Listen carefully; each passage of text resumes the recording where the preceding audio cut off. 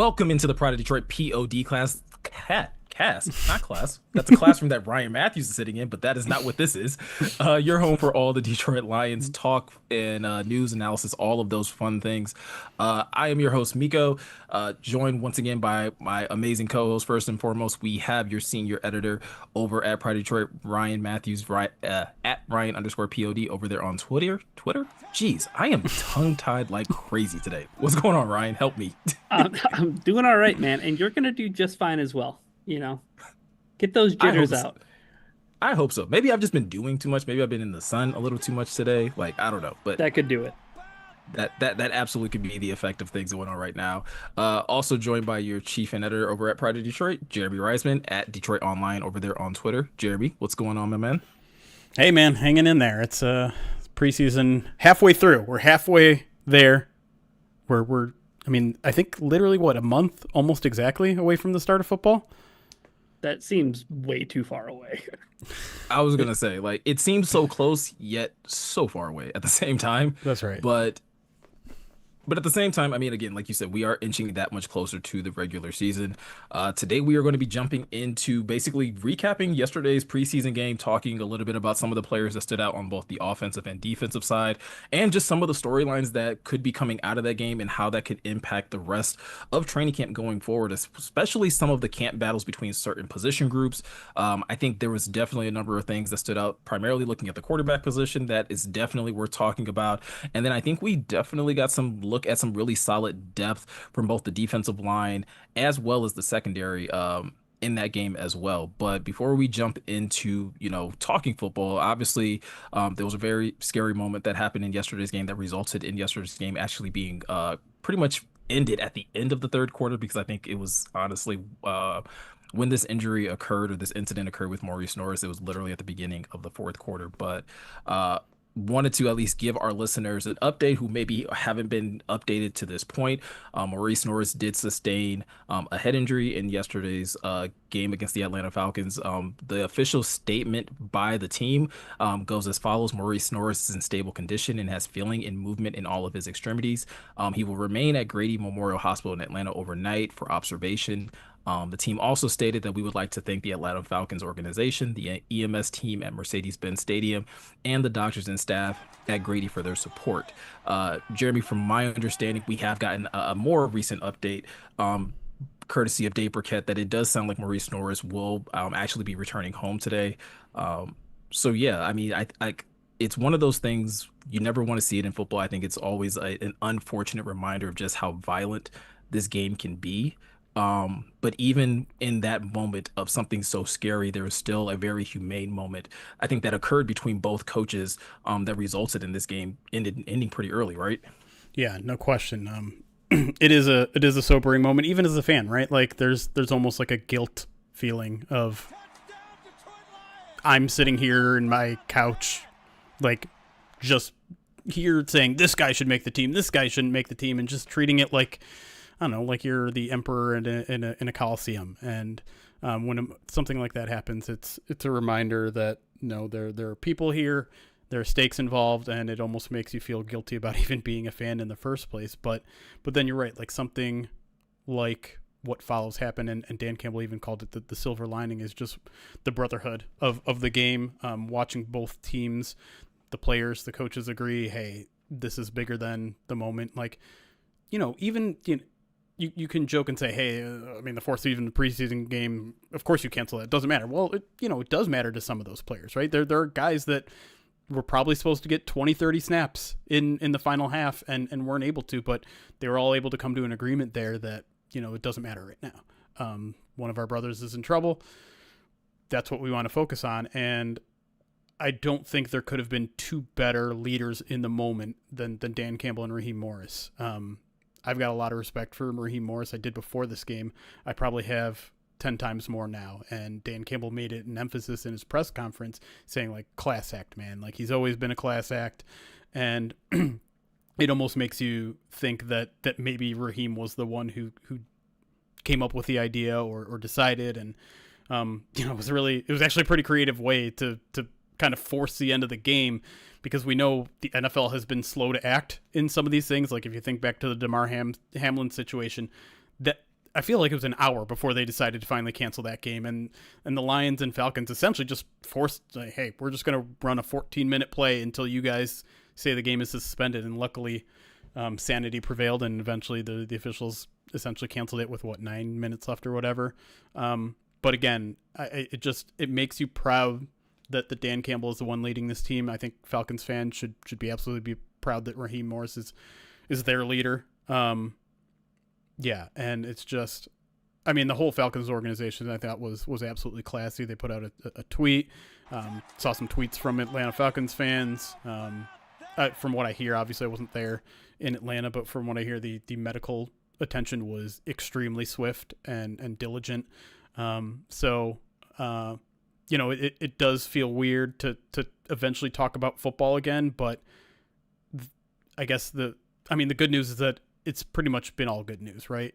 Everything seems to be doing well. We've heard from Terrion and Ennis, who have FaceTimed Morice Norris at this point, and Morice even put an Instagram post out there saying he's all good. And so it's a huge sigh of relief in what was one of the scarier moments. And we've seen this now a couple times, right? It was 3 years ago that Savion Smith was taken off in an ambulance off the field, and it's just not something you get used to, and it's not something you ever want to get used to, right? You don't want that to just feel like, well, that's the game, right? That's not football. It is an unfortunate reality of what football can be, but I don't agree with the people that are like, well, this is what they signed up for. This is what we're paying them millions of dollars. No, it's not that. When you think about a football injury, you don't think about a life hanging in the balance. You don't think about paralysis. You don't think about all those crazy things. You don't, and maybe we should, but there's a reason why when we talk about all the rules that they're trying to make the game safer and guardian caps and things like that, there's a reason why that isn't just wussifying the game, right? This is trying to avoid moments like this. And yes, the game of football is certainly, there's certainly parts of football that are unavoidable, the violence of it, but and I'm sorry, I'm getting a little bit on my soapbox here, but it's just, I think this should be a moment of reflection for a lot of people who think the game is getting too soft. Yeah, I think the scariest thing about this play, though, is that you see this play a handful of times, maybe on every Sunday you watch football, right? Because there's nothing malicious about this play. It wasn't, and I mean, even there was a nasty hit that Craig Reynolds took from Helms on a play that 10, 15 years ago, nobody bats an eye at. Now it's a little bit different just because of the nature of being in the head and neck area, that you're reminded that football is just a really physical, brutal game. And sometimes even plays that aren't meant to be malicious or meant to be a dangerous act end up becoming a dangerous act, right? Like it's just the subtle, it's the game of inches, right? Like the game of, his knee strikes him maybe in a different spot. Maybe the fourth quarter finishes, right? But it's that game of inches that it reminds you, like, how scary this game can be in just a moment's notice. Yeah, and I think you both said it very well, Jeremy. I don't think it's necessarily standing on a soapbox. I think it's a sombering reminder. Again, like you said at the beginning of this, that sometimes as fans, we kind of just get caught into the aspects of whether it's fantasy football or playing GM or, worried about our money line or things like that. Like, it's these types of moments that really help ground what football is and what it isn't. Like you said, yes, it's a violent game, but no one ever, wakes up expecting things like this to happen. So obviously our thoughts and prayers go out to Morice Norris and his family. Hopefully he continues to have a great recovery. But like you said, Jeremy, like it's going to be tough to kind of jump back into talking football, but that's what we're going to try to do, right? In this podcast is still talk about this team and talk about some of the other things that occurred before this game was ended. So again, not an easy transition, but let's try to do our best and transition into talking about the offense first and foremost. I thought this game we saw a lot more production, obviously, and saw a lot more cohesion.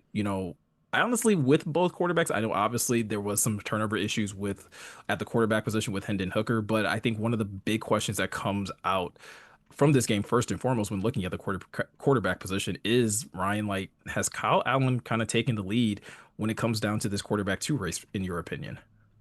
I don't know if I'm going to put anybody ahead at this point. Like, was it good from Hendon Hooker? No, there was a lot of bad. Um, Obviously, Kyle Allen looked a lot better in his 8 attempts. 7 completions, 2 touchdowns. Has the big hookup with Jackson Meeks. Throws a really nice ball to Isaac Tesla. But I mean, it's like a quarter of football, right? And it's like it's just a quarter of preseason football, third quarter. I'm not I'm not willing to say that he's ahead of Hendon Hooker, but what I am ready to acknowledge is that there is a battle for QB2. Like I very much thought that Hendon Hooker was the front runner. I thought that because of the investment, the fact that he's a younger player, the fact that you're trying to develop him into your future quarterback too, for years to come. He had the lead, but now I'm willing to admit that this is actually a race. Jeremy, I think that what Kyle Allen did last night was enough in comparison to how little Hendon Hooker did. And really, I mean, the most telling thing was what? That Hendon Hooker's night maybe got ended a little bit earlier than it should have. Yeah. That's what clued me in and said, like, oh, and then eventually, the drive with the Isaac Tesla touchdown happens under Kyle Allen's, command. And it's like, okay, it's enough to say that there is a legit battle for QB2 in Detroit. Yeah, I do think Kyle Allen is ahead at this point, because I think he's been better in both preseason games. Granted, it was a little more even last week.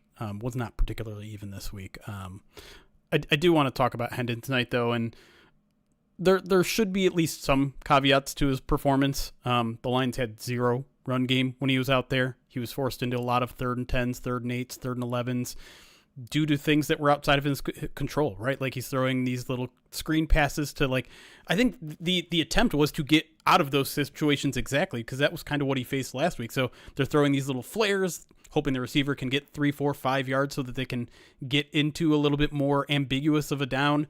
But they weren't getting that early on. I believe he faced a 3rd and 8, a 3rd and 10, and a 3rd and 12 in 3 of his 4 first third downs, which is a tough situation because the defense is pinning the ears back. You have Mason Miller as your right tackle, and he's just looks completely overmatched. And so he's put in some tough situations. And Atlanta had starters out there on defense. Yeah. And so it was a little bit of a mismatch there. And I actually thought for the most part, Hendon Hooker was pretty accurate for the night. Again, I almost put it on par of what Kyle Allen did last week, where he did a lot of good things. The surrounding parts didn't help him, but ultimately it still falls on him because, like Kyle Allen last week, the turnovers were mostly on him. You have to have ball security, and when it comes down to it, when there was pressure on the quarterback, because both quarterbacks dealt with pressure, they had a lot of the same offensive line all night. Hendon Hooker looks panicked. Kyle Allen does not. Kyle Allen looks pretty poised. He has made some plays out of the pocket with his feet, with his arm. Hendon Hooker, I mean, even, he's supposed to be a guy that makes a lot of plays with his feet, but a lot of times it felt like he just had to make one defender miss, and he couldn't. He had the 22-yard run, which was good, but a lot of the other stuff looked scrambled and panic, and I know TJ Lane got on him for not keeping his eyes downfield, which was kind of true, but then, actually saying, well, this guy's open all the way across the field. Okay, well, I'm not sure I want him throwing across his body across the field. That's a little much, but here's the thing. Last week, I sat here and said, let's wait and see what Hendon Hooker looks like with the twos. Let's see what it looks like when he's out there with better teammates. And granted, yes, he's going against some Atlanta ones. He did not look better.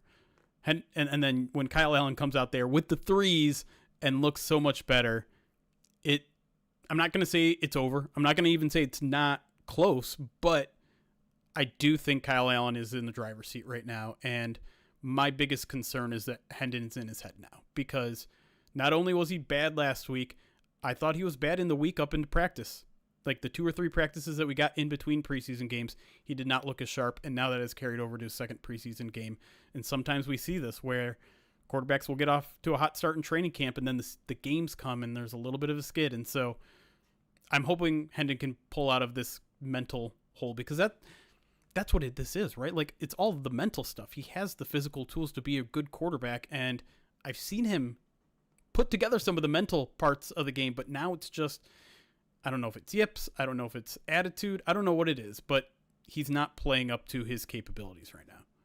Real quick, there are a couple of wonky things that happened in Hendon's time playing quarterback, and it goes back to last week, like the play action boot stuff, right? Like we talked about that play that was like kind of like a nightmare. The jet motion play with Tom Kennedy, where they got to Hendon Hooker in a hurry, like that play just looked like it was dead from Jump Street, right? There were moments though where like Hooker put that ball on Craig Reynolds. Like that was a nice throw. He put that in. I mean, he still completed. And I know this is like completion percentage, whatever, but like he was still 7 to 10. Like he still got the ball on target. But there are a lot of plays. Dropped like the third down. Meeks dropped the third even down. Even that catch. well defended play to Slaw that got batted away. Like that was that was an accurate pass. Right. Like he put it in a spot where like it wasn't going to be a turnover, but it was also like a tough play for Tesla to make. It's just like the play calling. It's almost, I think, Jeremy, you hit the nail on the head. And that's what I kind of wanted to underscore here real quick, Miko, is like the plays like a Shane Zylstra dump off. Like it looks like he's immediately, because of the pressure, he's like, I'm just going to go to like the safety valve, or I'm going to like scramble and I'm going to, put my head down and I'm not going to keep my eyes downfield like TJ Lang spoke about, right? Like it really feels like he's rushing through the process. And that's leading to the mistakes. So, and that's where I think it's a really interesting place I think we're landing here, because I think this is where, for me personally, like I think things get a little double-sided, right? Because on one hand, we say like, hey, we want Hendon Hooker to make quick decisions. And then when he makes the quick decisions, it's, well, he's rushing. And it's like, well, then which is it? Is he making quick decisions or is he rushing? And I think it's a play-by-play basis. I don't think it's a blanket statement across his entire play, Ryan, like you're saying, because I think when you look at that game, there are moments where you're like, oh, that clearly was the read. Like everything happened too quick to where it can be rushing. Like it's literally hits his back foot, ball's going to Shane Zylstra, hits his back foot, ball's going to Tom Kennedy.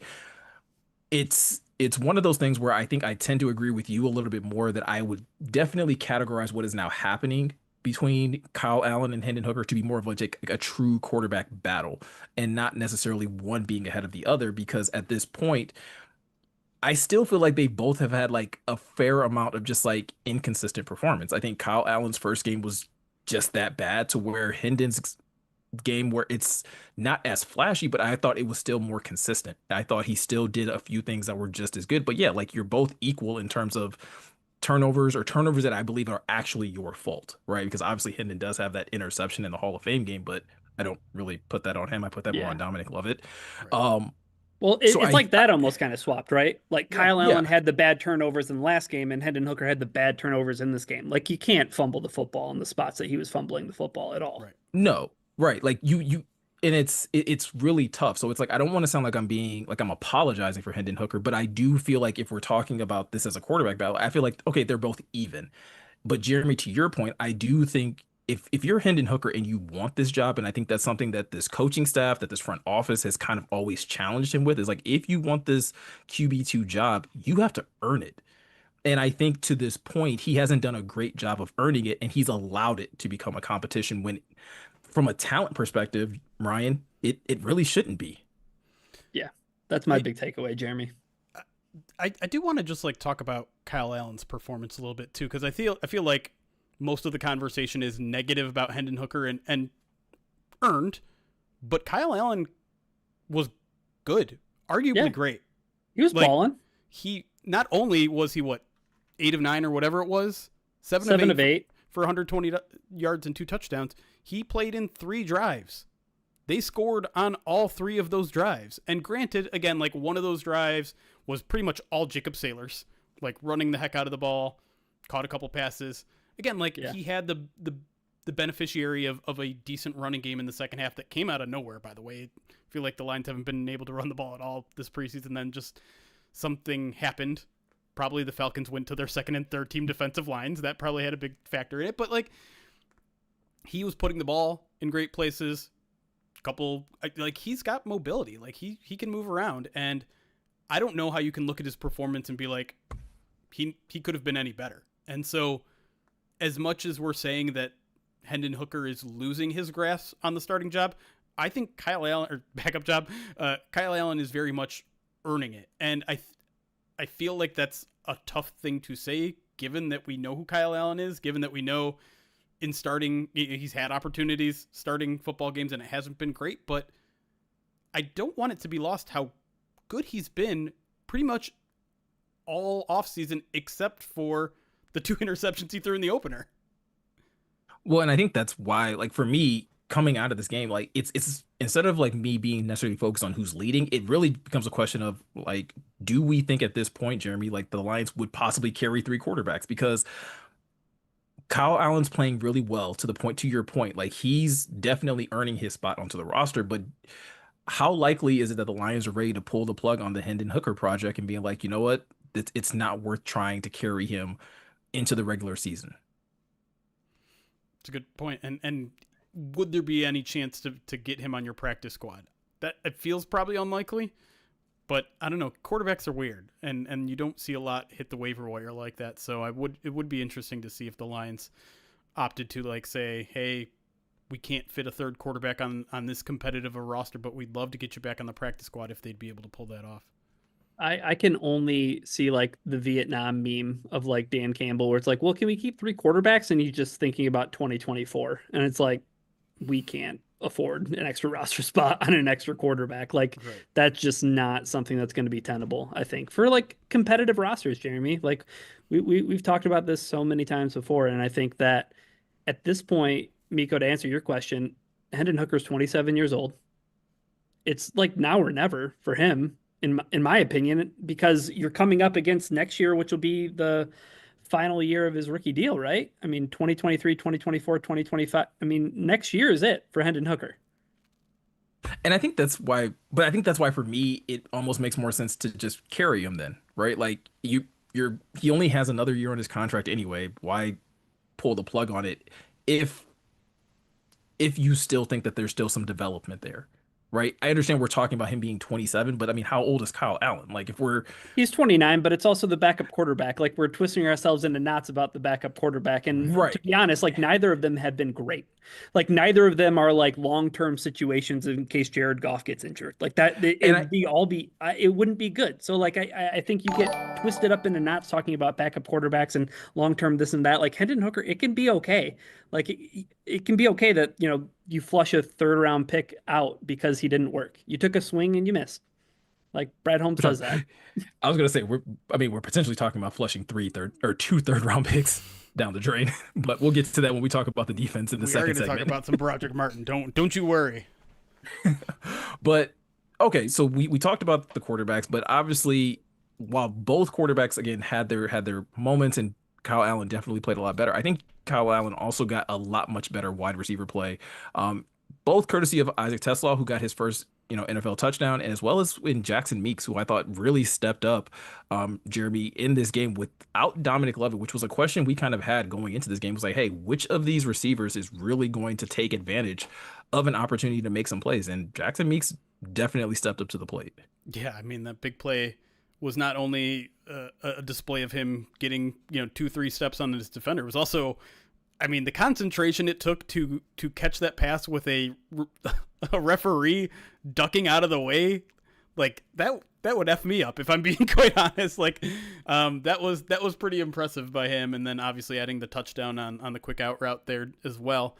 Yeah, we're looking for someone to step up, and Meeks has had these up and down days where like some days you see that in camp, some days he's kind of disappeared, and I would say he's starting to distance himself from the pack for the wide receiver 7 spot, which of course is not an actual spot on the roster, I don't think. But if let's say maybe the Dominic Lovett injury lingers a little bit longer than expected, like, well, then maybe we are talking about a wide receiver 6 spot. Very, very impressive of him. Tesla continues to look like Tesla. I would have loved for him to get a little bit more separation on the one incomplete pass to him, but hard to complain when, he makes a key 4th down catch, makes the kind of catch that we've come to expect with, everyone keeps mentioning that the hands away from the body, lifting up, high pointing the ball, just kind of leaning into everything that he's been very, very good at through college and through training camp. So I would also say I'd probably throw Ronnie Bell in here too. Like Ronnie Bell made a couple of nice plays in the second half. I don't know how realistic it is that he makes the 53, but like he's one of those veteran guys that you might like keeping around on the practice squad, a la Allen Robinson last year.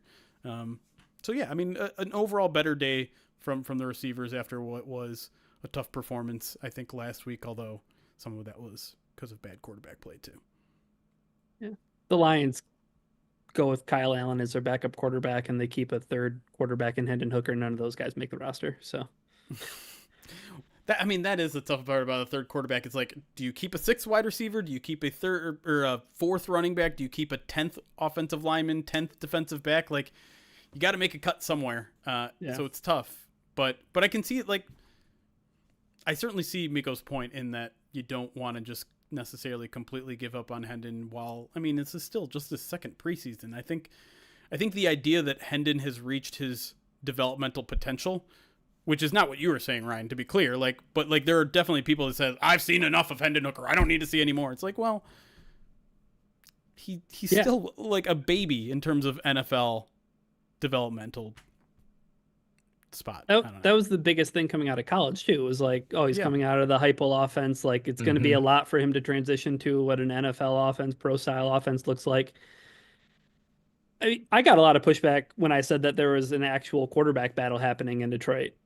To your point, Jeremy, because everybody's like, no battle I see here. Hendon Hooker's toast. It's like, okay, well, there's still like, 3 more weeks of the preseason here, in between now and the regular season starting, 2 games, inter squad scrimmages, all that stuff's going to happen. But Tesla at this point, we need to really get ourselves ready for some Isaac Tesla offensive snaps.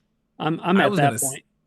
I was going to say, I mean, I don't know if I'm allowed to tease this, but there's another wide receiver that's on the bubble, and I think a lot of it has to do with the emergence of Isaac Tesla. I do want to point out, again, obviously not trying to nitpick here, because like he had a good game in terms of catching the ball. A couple mental mistakes, right, in terms of special teams and in special teams in general. Maybe this is probably going to be the only special teams we have this podcast. Not the cleanest, right? It was definitely a little bit sloppy, and with the kickoff rules being a little bit different, like those are things that I'm sure if you're Dan Campbell and Dave Phipp, like you want to get that cleaned up as soon as possible, because you can't be giving opposing teams that type of starting field position. That was the first kickoff, right? That the penalty happened. Yeah, I think so. Yeah. I'm almost sure it was, and Dan Campbell did not look happy, because you just think back to the Hall of Fame game, right? Grant Stewart on the fumble, like the very first play of the game, it's an error, it's a turnover, it's a mental mistake, Not to hate on Jake Bates, but it was a mistake on his part too, right? Like he kicked it in the end zone. Yeah. We'll come around to Jake Bates. I mean, listen, well, I'll acknowledge that. And I think that's one of the things where if you're Dan Campbell, like I get it, right? You want to be able to start on the right foot, and, kickoff penalties is not what you want to do, especially I think in that situation, like the Lions deferred too. So like you're trying to, get your defense out there in a opportunistic, situation, and something like that kind of derails things. But again, we'll talk about the defense more in the second segment. I do want to talk offensive line though, because I think that was another thing. Much like with quarterback play in the Hall of Fame game, like offensive line play was a little up and down, primarily at the center position. We saw a little bit better of that in this game, but first and foremost, Tate Ratledge played, guys. Like he actually got out there, got some snaps. So Jeremy, I want to kind of start with you, like overall impressions of Tate Ratledge in his first preseason action. Yeah, I mean, all things considered, and one of the main things I think you need to consider here is that he was taking snaps on Friday night between two people he's taken, I think, maybe 0 reps between in training camp, in Mason Miller and Cologne. I thought he fared pretty well. Wasn't perfect, but particularly as a run blocker, I think you see the talent there. You see the strong assignment, strong technique. He kind of spurned a 7-yard run from Reynolds by putting his guy in the dirt. Just like, I don't know, there was never anything that was like too high. There was never anything that was too low. And on an afternoon, evening where there wasn't a lot going on in the run game, he never seemed to be the issue with it. I still haven't gotten an opportunity to watch the All-22 or anything like that, but on first watch, I thought it was a very solid game. It looked like an NFL starter out there. Yeah, he had some opportunities where the things I liked were seeing him in pass pro, keeping his head on a swivel, like finding work. Yep. That was some good stuff that I saw him doing. That displays a little bit of maturity as far as football maturity. Yep, intelligence as well. And then there were some also there were some pass reps where he stood a guy up one on one and he looked big, he looked stout, he had that ability to anchor, and I was really impressed with him. And more like in the sense that Jeremy, I think that's the important context. We always preach continuity. We always preach chemistry with the offensive line. You stick a guy in there in his first NFL game. I mean, in the backyard of where he played college, right? So you get him in between Mason Miller and Tristan Colon, and he has, I think, I think you can give him a solid A minus on the night. I thought Yeah, you were I going would draft agree. B minus there for a second. No way. No way. I feel that's how confident I feel. I'm not going to give a wishy-washy grade.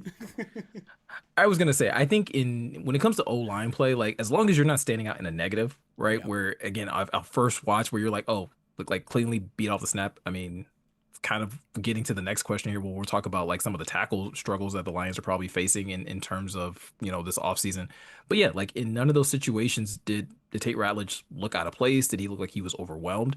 Brian, the whole like finding work in the pass pro game is a huge win in my book because I remember Morgan and I looking at his all 22 tape back when he was at Georgia, and that was like a negative mark that I had for him is that sometimes he would just look lost in space and not know like who to help, who to kind of like chip or assist in the pass pro game. And to again, first preseason game, still we're talking about he's still gonna have a few more snaps, a few more opportunities, but the fact that to already show that level of growth this early in the offseason is a good sign for this offensive line going forward because it'll definitely give you that confidence that he can be competent out there, not just in the run game where we expect him to be strong, but in the pass game as well, Jeremy.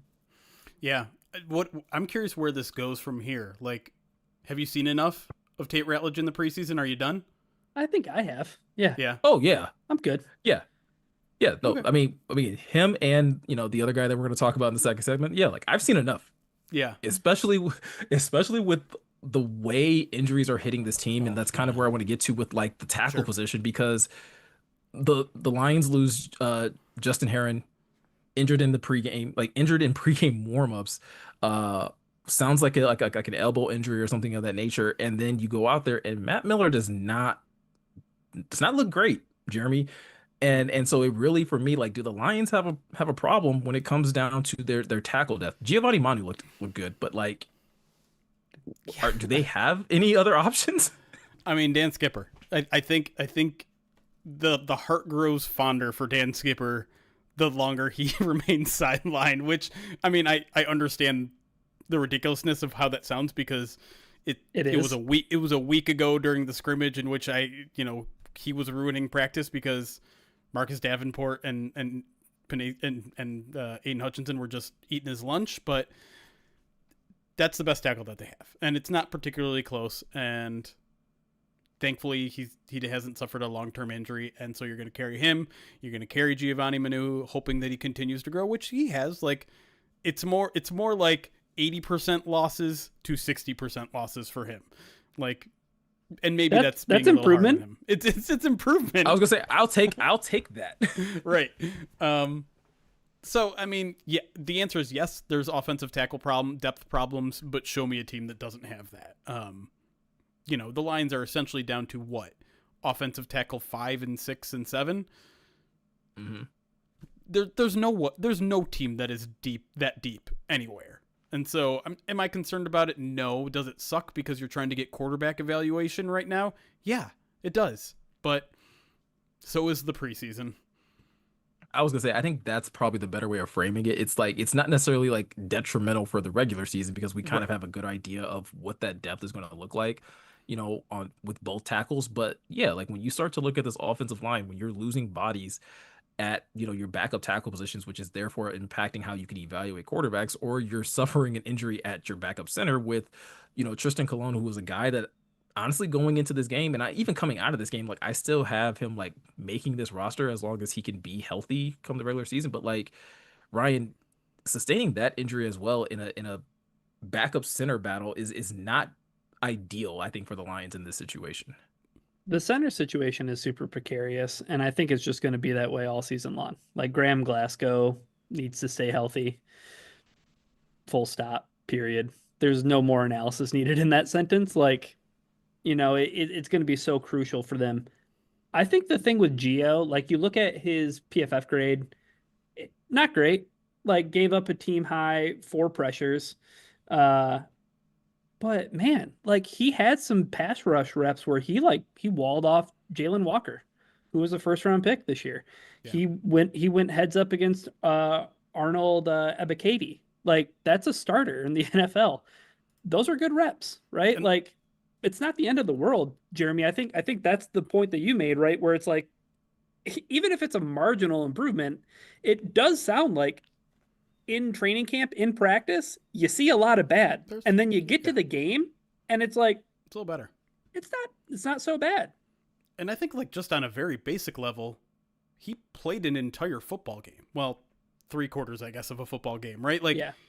It's what we were expecting from him coming into the preseason, right? Right. And I don't know if that was necessarily the plan because of the pre-game injury and all that sort of stuff, but incredibly invaluable experience of, and I know he played football at other levels, but like what it's like to play an NFL game for essentially a full game, what it feels like to be tired and fatigued and hurting in the fourth quarter of a football game. He got that experience, and that is important for him because it probably, I would imagine it's easier to look fresh and strong and something that like that for 20 snaps versus 40 snaps. And so good. It was a good learning experience and a generally decent game for him overall.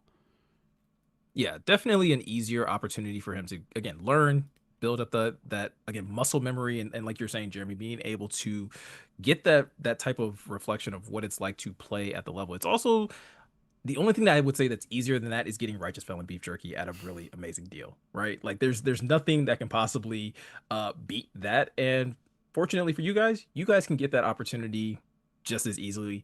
And at a discount. Yes, at a discount, a 20% discount. And fortunately for us, the Pride of Detroit podcast is brought to you by Righteous Felon Beef Jerky. And I lost my read.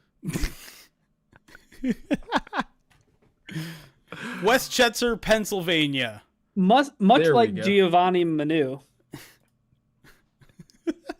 Sometimes progress is marginal, and it's not always linear.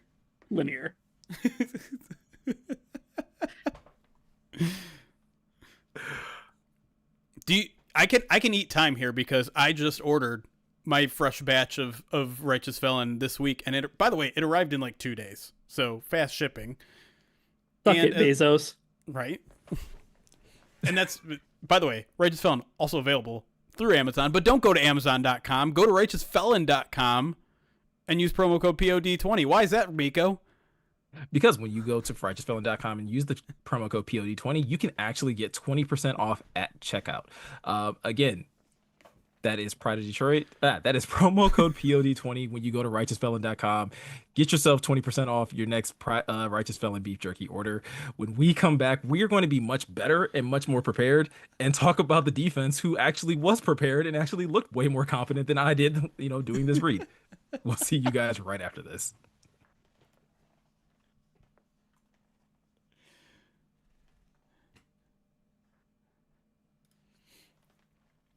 Listen, we don't normally record on a Saturday. I don't know. On my mama, I don't know where this read went. Like, I had it. I have no idea where it went. Very, very much a Hendon Hooker rep. I had no idea where to. Man. I should have just bailed you out, but I have it. I didn't have it up, but from now on, everybody else needs to have the read up. Yeah, I have it up. But you do have it up now. Everybody. That's why I said I had it up before, and I have no idea where it went. Like,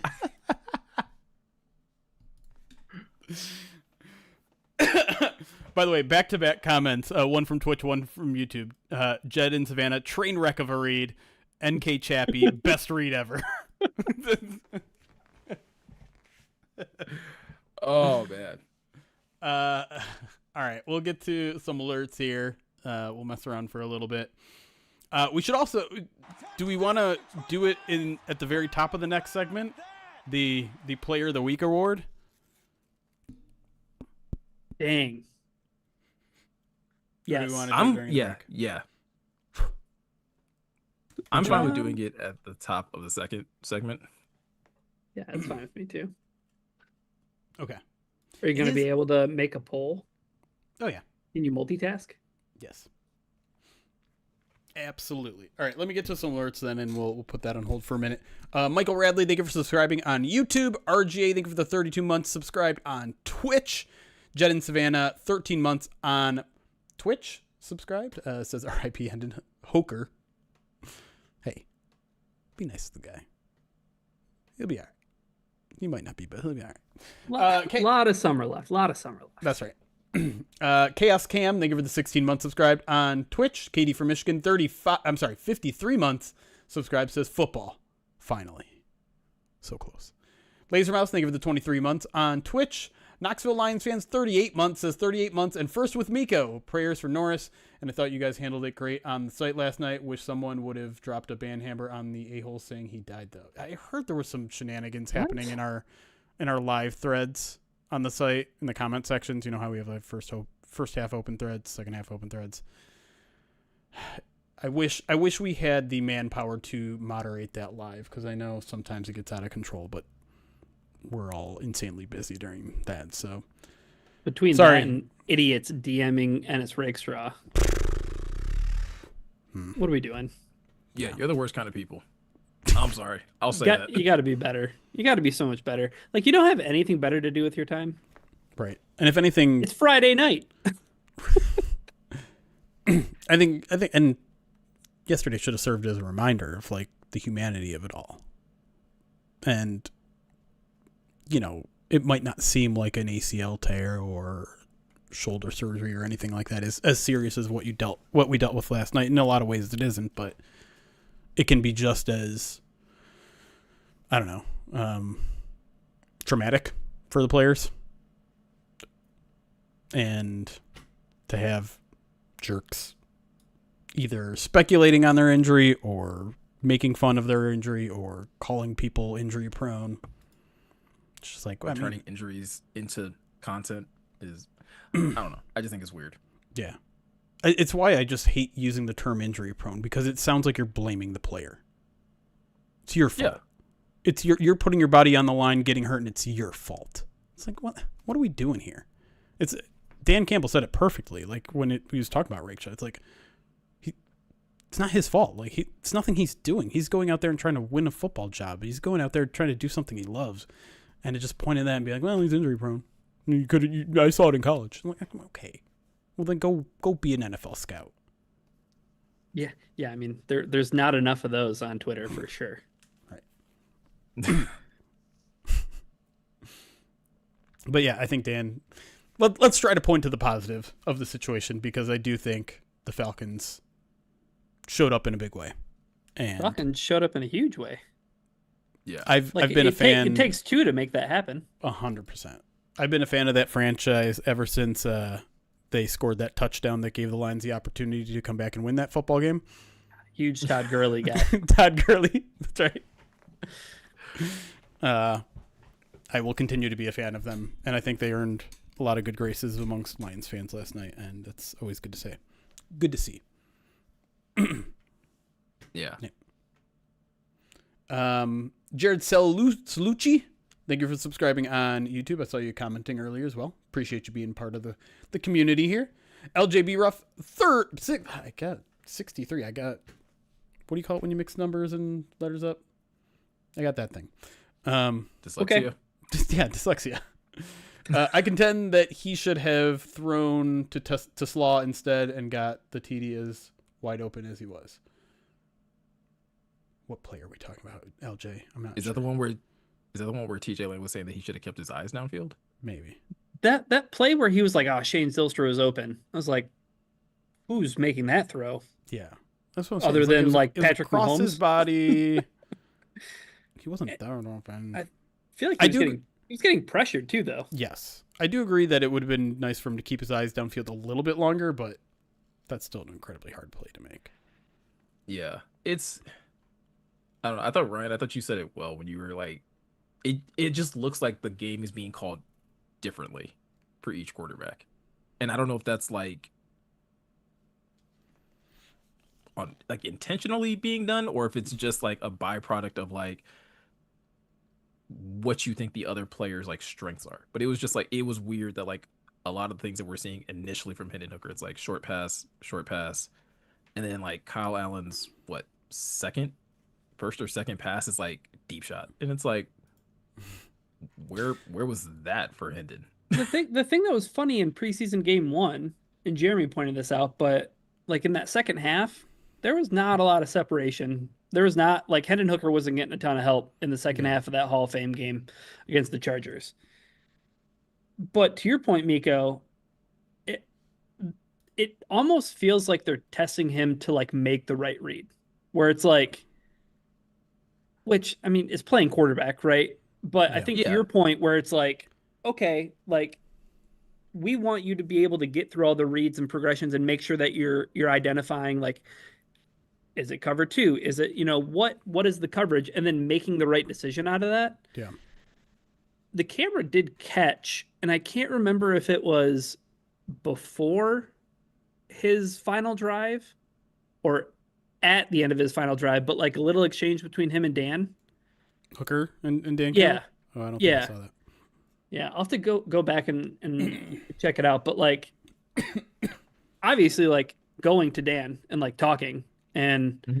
I don't know if it was, I can't remember if it was after a turnover or if it was after just like a third down play that didn't result in anything. But um yeah, his average depth of target last night was 3.9 yards. Yeah. Kyle Allen's was 12.4. Well, I have to imagine there may have been one pass that skewed those numbers a little bit. There may have been one. Um, But Hendon Hooker's 3.9 was probably inflated by that pass to Craig Reynolds. I suppose that's was that true. completed? I thought that was incomplete. No, it's but it's an average attempt. depth of target. Target. Average Yeah. depth. I Gotcha. do. One thing that I thought was illuminating a little bit is the halftime interview of Dan Campbell, because he talked about that deep shot and he said, "Yeah, that's something we've been trying to do for a while," and it shows how much that can change the perception of a driver, how much of a shot in the arm it can be for your offense, and so it makes me think that there have been multiple calls of deep shots for Hendon Hooker that for whatever reason he just hasn't pulled the trigger on. Right. I guess that'll be another one where like watching the all 22 will be interesting because I think like we talked about obviously like the Jackson Meeks drop, right? Like Yep. how big of a play is that if he actually like catches that in stride? Keeps the drive alive. Those drive killers, man, it really can make the quarterback look bad. Because I mean, like, who knows? That could have been a 10-play drive. Instead, it's a 3 and out or whatever it was. Well, yeah, I And- think it kind of speaks to what you're saying and like in terms of like him getting into his head or him being able to like get into, or at least at the very least get into a rhythm. Yes. And then he was finally getting into a rhythm and fumbles the ball away, that's what happened to Kyle Allen last week. It's just like he got into the rhythm, he got into the red zone, and then the deep shot to Isaac Toslaw happens, and you can call it an inaccurate throw, you can call it pass interference or whatever it is, but whatever it is, it halted the momentum, if you want to use that word. And it made his night look bad when maybe it wasn't that bad. That the 4th and 3 play though that they converted, the Hooker to Tesla, Yeah, Yeah. that was like perfect execution from everybody involved. agreed. Yeah. Agreed. So it's like there's that good play, and then 3 plays later fumble Right. in the red zone. Right. I think it does raise a good question though. I think Brian I feel like that you were kind of alluding to though as well as like what is I think it's fairly common to know that like fans' expectations of like what is being evaluated is different than what coaches are evaluating. So like while we may be sitting here like, oh, Hendon's having a terrible game because he's not lighting up the stat sheet and he's not sustaining drives, if the expectation is like, hey, we want to see you like go through progressions, make the right reads, get the ball out to the right people at the right time, like, is he doing that well in their opinion? Right. It was Dan Campbell's comments after the first game, right, Jeremy? Like talking about the quarterbacks, where like everybody's like, "Man, this stunk." It's like, oh, there's some good things. Yeah. I'm encouraged. And I imagine if we would have gotten a normal Dan Campbell press conference after the game, he would have been like, "Listen, we put Hendon in some tough spots, right? Like I said when we were in the middle of the podcast, they were in third and longs all night when he was there. Yeah, there was that no was run a game that was to a good help him out. point. Yeah. Mm-hmm. It is. I still don't quite understand how the rest of the offense clicked with Allen out there, particularly when it came to the run game. But that is a huge difference. It sustains drives. It keeps the down and distance manageable. Hooker was an award that last night, and I know some people think I'm being soft on him, and there is a little excuse making in there, context putting, whatever you want to put it. But like, I'm certainly not excusing either of the fumbles, even though Mason Miller was largely also to blame for the second one. Two people can be at blame for one thing, believe it or not. Yeah. And in general, like, I still think he looks too panicky when the pressure is there. That is something that is disappointing to see, because I feel like that is where he is supposed to like be significantly better than Jared Goff, right? Like, obviously Jared Goff is not bad under pressure, but he is bad off schedule, right? He's bad if you get him off his spot. Hendon Hooker is supposed to be a guy that is an advantage. That is something that he brings to the table. He can get outside the pocket and you'd hope make a play with his arm. We have not seen that. We have not seen him make a lot of leg plays, right? Yes. Like that's the thing. Yeah. But I guess like where does that thought process come from though? That like, hey, when he gets off schedule, that he should be able to make throws like on the run. When you go back to his time at Tennessee, and like it's very vanilla offense of like one read, one side of the field. Yeah. Like, so I think like that's the part where it's like I still see growth in that, because it's like things are breaking down and he's at least trying to do something. To your point though, like that's where you have to be better in terms of you have to secure the football. Like if pressure comes off of Matt Miller's side, you see it, you try to step up to avoid that, and you lose the football. Like, hey, kudos to you for at least recognizing trying to step up, but you gotta have a tighter grip on that so that you can step up and make that play. Because to your point, I think during that segment, you talked about Kyle Allen having a similar play where it was pretty quick pressure off the edge. He steps up. It's just a stronger like movement from him. So he's able to climb that pocket a little bit stronger and then make a play. Like, I think that's where, if you're coaching Hendon, like it's like, hey, you got to be stronger in these moments. You got to be more like deliberate, right? You can't be poised, right? Passive. Like, yeah, poised. I guess that's the right word. Yes. Yeah. And it's not an easy thing to learn, right? That's something that you just get with reps. And Hendon has had how many reps now? 5 games worth? 5 preseason games worth? And none more than like a half. So you want to combine all those, you're talking 2.5 games worth of reps. It's not a ton. Yes, he's had two full off-season training camps, whatever you want to call them. And you'd like to see him be better. But yeah, three turnovers in less than 4 quarters of preseason play is not good.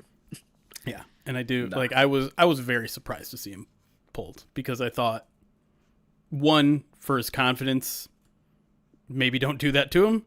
2, give him an end a half scenario. Like, don't you want to see him run a 5-minute offense, a 2-minute offense? Don't you want to see him in a little bit of a situational thing? But I guess the overarching lesson that they were trying to send there was like, don't turn the ball over.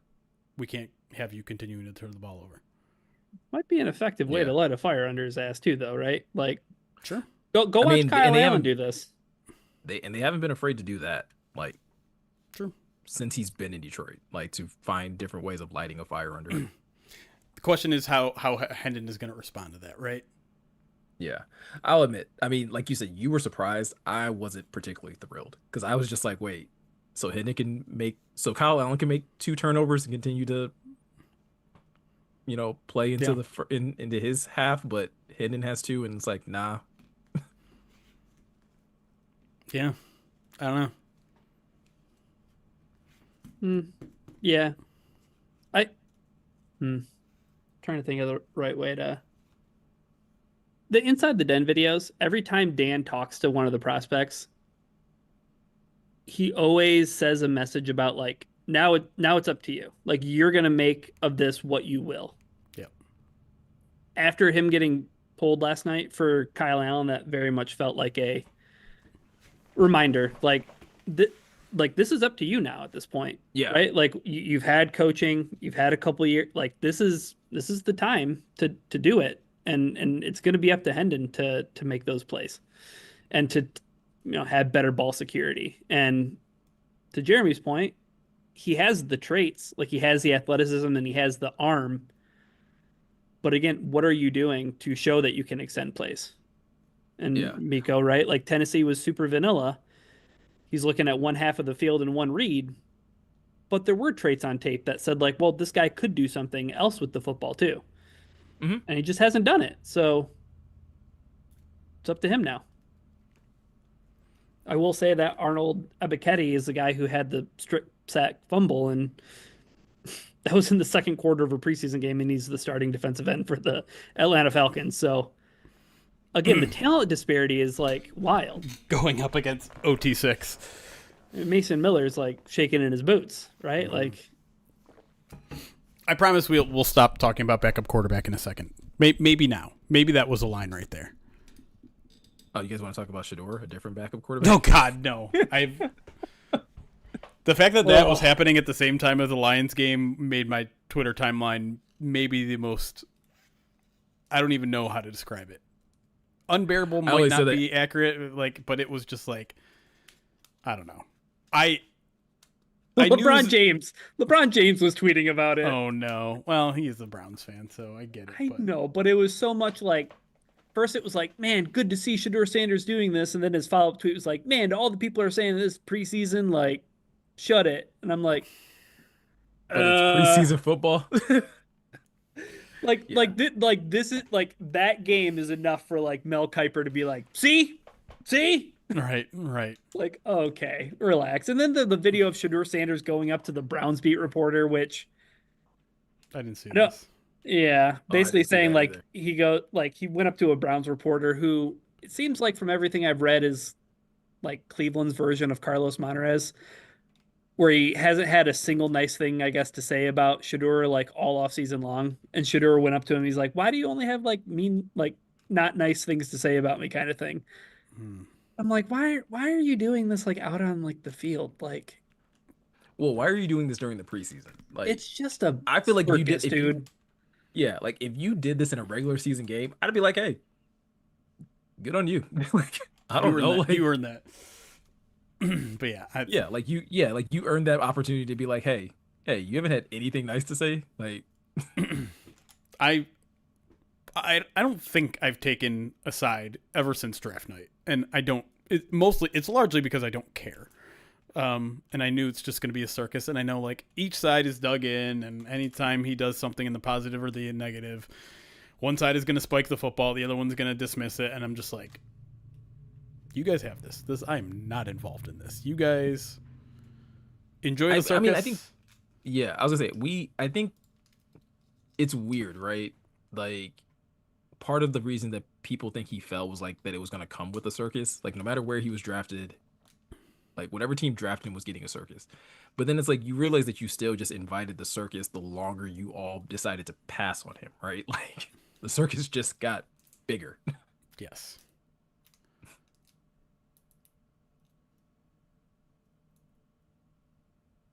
All right, I'll play this video. I don't have audio. Or is there audio? There's audio, yeah. And the thing is that like Deion Sanders Jr., his younger brother or his older brother, was like filming everything. Yeah. Well, yeah. Like, isn't that like his thing? Yeah, but it was just like. No, I just meant like that's like what he does. Like, yeah, he's like that. Yeah, that's his thing. it's just like coming into the game, like garage and everything. Like this is everything that everybody was talking about. You always say negative stuff. And I'm like, I ain't do nothing to you. No. I ain't seen nothing positive. I think I probably I think I'm positive everything. But I'm saying, come on, Tony. All right, sorry, I was playing it. I don't know. That didn't look too bad, but certainly weird. because like it becomes a storyline because there's a video to go with it. Like if this happens behind closed doors, where like, I mean, again, I don't know, Jeremy, you're the one that's like in the building, but if like someone came up to you like behind closed doors and was like, hey, like, I mean, those what's with like all the shots? That sort of confrontation does happen. It does. Like it, but you're right. It's in a locker room. It's behind the scenes. A lot of times reporters like something, players will get kind of the context wrong or they'll blame the wrong person. And a lot of times reporters will be proactive and say like, hey, you tweeted about this. Let me give you my perspective type of thing. And those conversations do happen. And like that one, it didn't seem particularly contentious, and the two were even laughing at the end of it. So I don't think that interaction was necessarily that weird, but like you said, like everything anyone does in this situation is so much under the microscope, and the fact that there's video of this, it's you can interpret it however you want. You can say, well, oh my God, Shedeur Sanders, he's what a circus, like he's what a diva. He has to go and correct every reporter. Or you could say, look at this reporter, he's being so invasive. Like just let the guy do something good and be happy for him. And it's just like, can we just act like normal adults? Like this is just two people talking something out. It's okay. It's okay. Like confrontation can be okay. It doesn't have to be contentious. It doesn't have to be drama related. It could just be two guys saying, hey, this is my perspective. This is your perspective. This is how we work through things. This is how we be adults in a society. Yeah, not everything is a Shannon Sharp and, John Morant's dad type of interaction. Right. Stephen A. Smith and LeBron. Doesn't have to be that. Like that. Yeah. I didn't mean to give you guys an update on the my last checkers order. It was fantastic. Even without the onion fries? Yeah, like it obviously like killed my calories for the day, but like it was so worth it. You got to tell the people. They don't know. They don't know what you ordered. It was what's it called?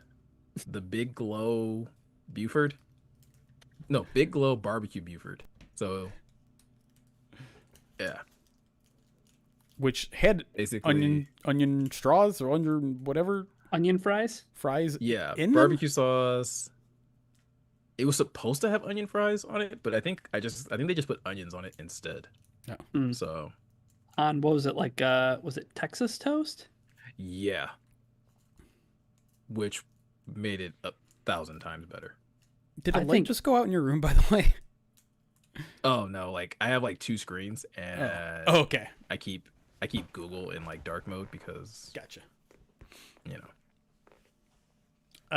Cattle Snacks. The DQ cheesecake shake was Blizzard.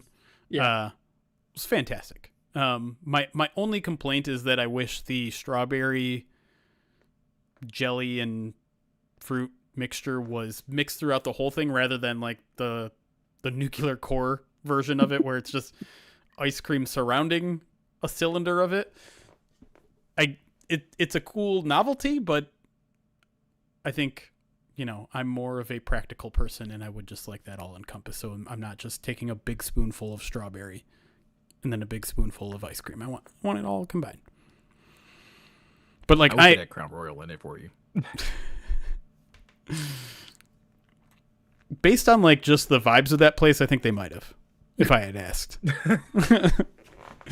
But back when like froyo was a big thing, cheesecake bites were like my favorite topping to put on them.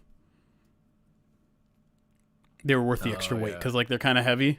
So like, and they charge you by the weight.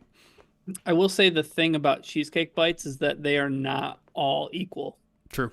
You'd go to some places and I'd be really disappointed in certain frozen yogurt places and their cheesecake bites, because that's the first place I would go when I'm adding toppings are cheesecake bites. Mm-hmm.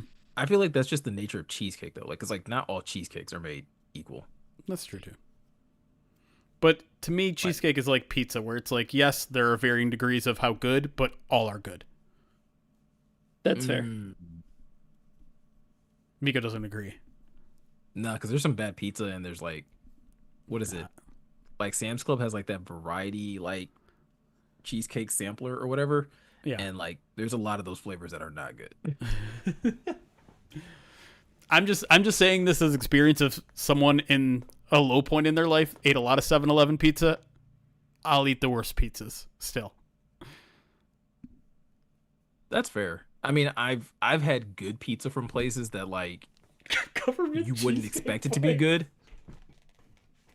But then it actually That's really is. funny. Sorry. Government cheesecake bites. That is an A-tier comment, Jay-Z. All right, I have a couple more alerts to get to. You can finish that. California Lions comment. Come for the Lions chat, stay for the froyo topping conversations. That's right. We're versatile. We're the Rock Ya Sin of Lions podcasts. Man, that guy. Can't wait to talk about him next segment. Right? He might get a little of this talk. It's fair. I have my guy for... My guy's going to show up in the next segment for that. I know who it is already. It's a guy that you're a little too high on. I'm not too high on. Based You're on too low on. based on Bubble Watch. You're too low on. Well, if you base things on Bubble Watch and being too high on guys, how's Zach Cunningham on this roster? Wait to The majority doesn't rule. Way to nail that blind dart throw before training camp. I mean, I won't bring receipts, but I will say that somebody was meh, Rock Ya Sin, meh, just depth, meh. Oh, sorry, I didn't predict 3 guys to get injured at that position. Had the same feeling about Zach Cunningham when he got signed. I'm just saying. I'm noticing a trend. Ageism. Hating on veterans. Whoa. Are we talking about me or are Whoa, we talking context. about... Whoa, context. Are we talking about Mr. Everyone's favorite Packers blabber? I almost quote tweeted, but then I reminded myself that I'm always practicing. I'm always trying to get Morgan to practice better impulsivity control. So I stayed away from that tweet. You're trying to day. practice what you preach a little bit. Exactly. Yeah. That Jordan Love throw looked great when there were 6 defensive starters not in that game. Looked really good. I think the best tweeting advice I have started to give myself is that if there's ever even a seed of doubt whether you should send that tweet, the answer is no. No. The answer is absolutely not. If you're just like, and I don't always heed by it. Like when I called Inside the Den minor propaganda. I regretted that tweet. And yes, of course, someone from the Lions talked to me about it. And to be clear, we're absolutely cool, and he understood and all that sort of stuff. But like, it was one of those things where I'm like, why did I send that? Like I'm saying something that everyone knows inherently, but I'm saying it outright in a way that is probably insulting to the people who do this work. Propaganda synonym. Enter. Right. That was kind of like promotion. I had that feeling after last podcast when we were like talking about players who like we just like don't like. Yeah, we don't gotta get into that. Yeah, I thought about that a lot too. In recanting that story to my wife, I was like, I probably could have let up at a certain point. Like I didn't have to say. It hit me at some point while we were talking. I'm like, wait, why are we doing this? Why are we talking about Aiden Hutchinson like we hate him? We don't. Nope. Which was really funny because you saw Tom Brady in that one-piece shirt, Miko, like not long after our conversation. I was like, that's literally, who Aiden like, Hutchinson is. It's Tom Brady. Like that's why. Like I get it now. Stop, Ryan. We're doing it again. Stop it. Man, there is a lot of Carson Wentz talking happening in our YouTube chat right now. What? Carson Wentz? That's how anti Hendon Hooker things have gotten. Backup quarterbacks were a mistake, like in general. No, the mistake is like putting too much faith in any particular backup quarterback. Yeah. Teddy Bridgewater. All this could have been avoided. So we Teddy should blame Bridgewater Teddy has for all still of this? proven nothing in terms of being able to run an offense at this point in his NFL career. Who? Teddy Bridgewater. That's not true. He had that know one where touchdown this pass to idea. Jamo, right? One snap, one touchdown. Yeah, a handoff that does not count. I love the idea of having Teddy Bridgewater on the team as an extra arm of the coaching staff. This idea that he is some sort of backup quarterback savior is imaginary. It is made up of no actual evidence. Like, you mean like recently? Yes. Yeah. In the past 5 years. That's fair, but I also feel like we also every offseason talk about how a good backup quarterback is exactly that. Like an extension of the coaching staff. Yes. But that's not what any of the conversation we're having about the backup quarterback position is right now, right? It's all about how they look on the field. And I don't need to, do you remember Teddy Bridgewater in the preseason? It wasn't good. And poor guy had to play with who he had to play with. Maybe that's the conversation we need to be having. And he played with the number 40. So, the vibes were off. I thought it was number 50. Was it 50? It was Yeah. It was 5-0. Yeah. So you can use that as an excuse. But again, I don't. Is there proof that Teddy Bridgewater could run the offense better than Kyle Allen?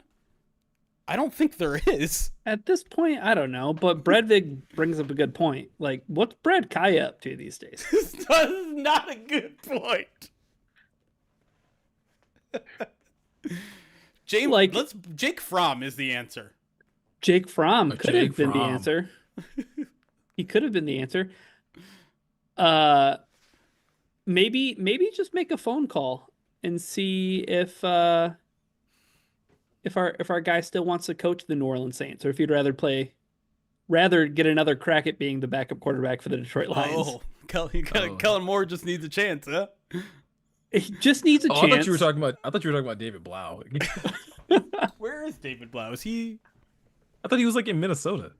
Is he the Minnesota quarterbacks coach? I forgot where I don't know. Can Mark Brunell still spin it? Tuiasosopo? Oh, he's the Commanders assistant. What is he? Assistant Kirk Cousins. Damn, forgot. Yeah, JT Barrett left for Chicago. Yeah. Sean Hill. Christian Hackenberg. All right. Like I Oh, said, boy. backup Oh, quarterbacks were a mistake. Bredvig, we might have to ban you for that one. Hack and watch is over. Hack and watch. Oh, yeah. Gradkowski's on staff now. Yeah. Staff is full of quarterbacks. Maxtend up. Maction. All right, I didn't get through all of the alerts. Tiny Bob, thank you for the 2 months. Says go Loins. Go Loins. Dank Ample, 26 months, says, should everyone who thought the Lions paid too much in draft capital for Tislaw personally apologize to him for the next time they see him? Not yet. What? Because the guy has 4 catches in the preseason? Were you addressed in that, or was that just that comment was about you? It said, should everyone who thought the Lions paid too much in draft capital for Tislaw?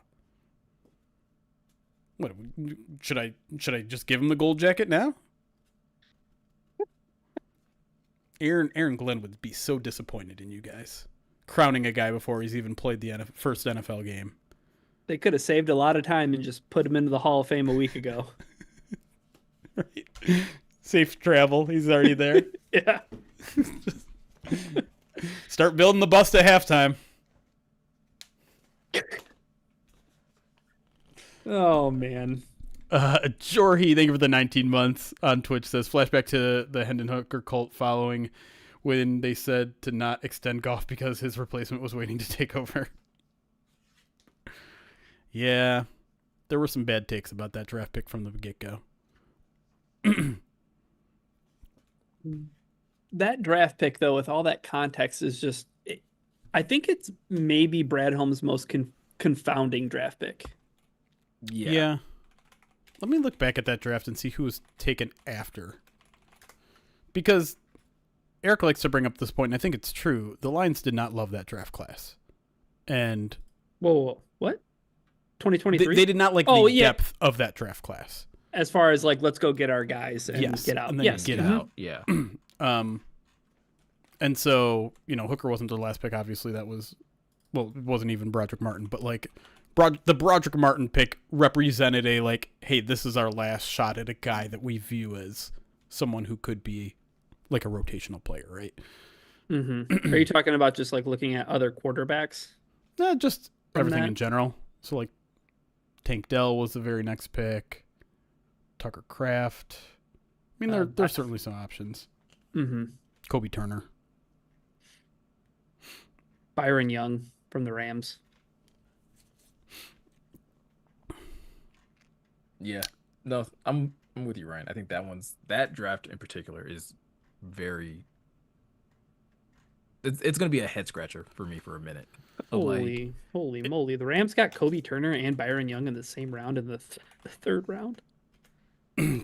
That draft class is just going to be fascinating in how we view it from a Lions standpoint because of how good those first 4 picks were, and then the next 2 were Hendon Hooker and Broderick Martin.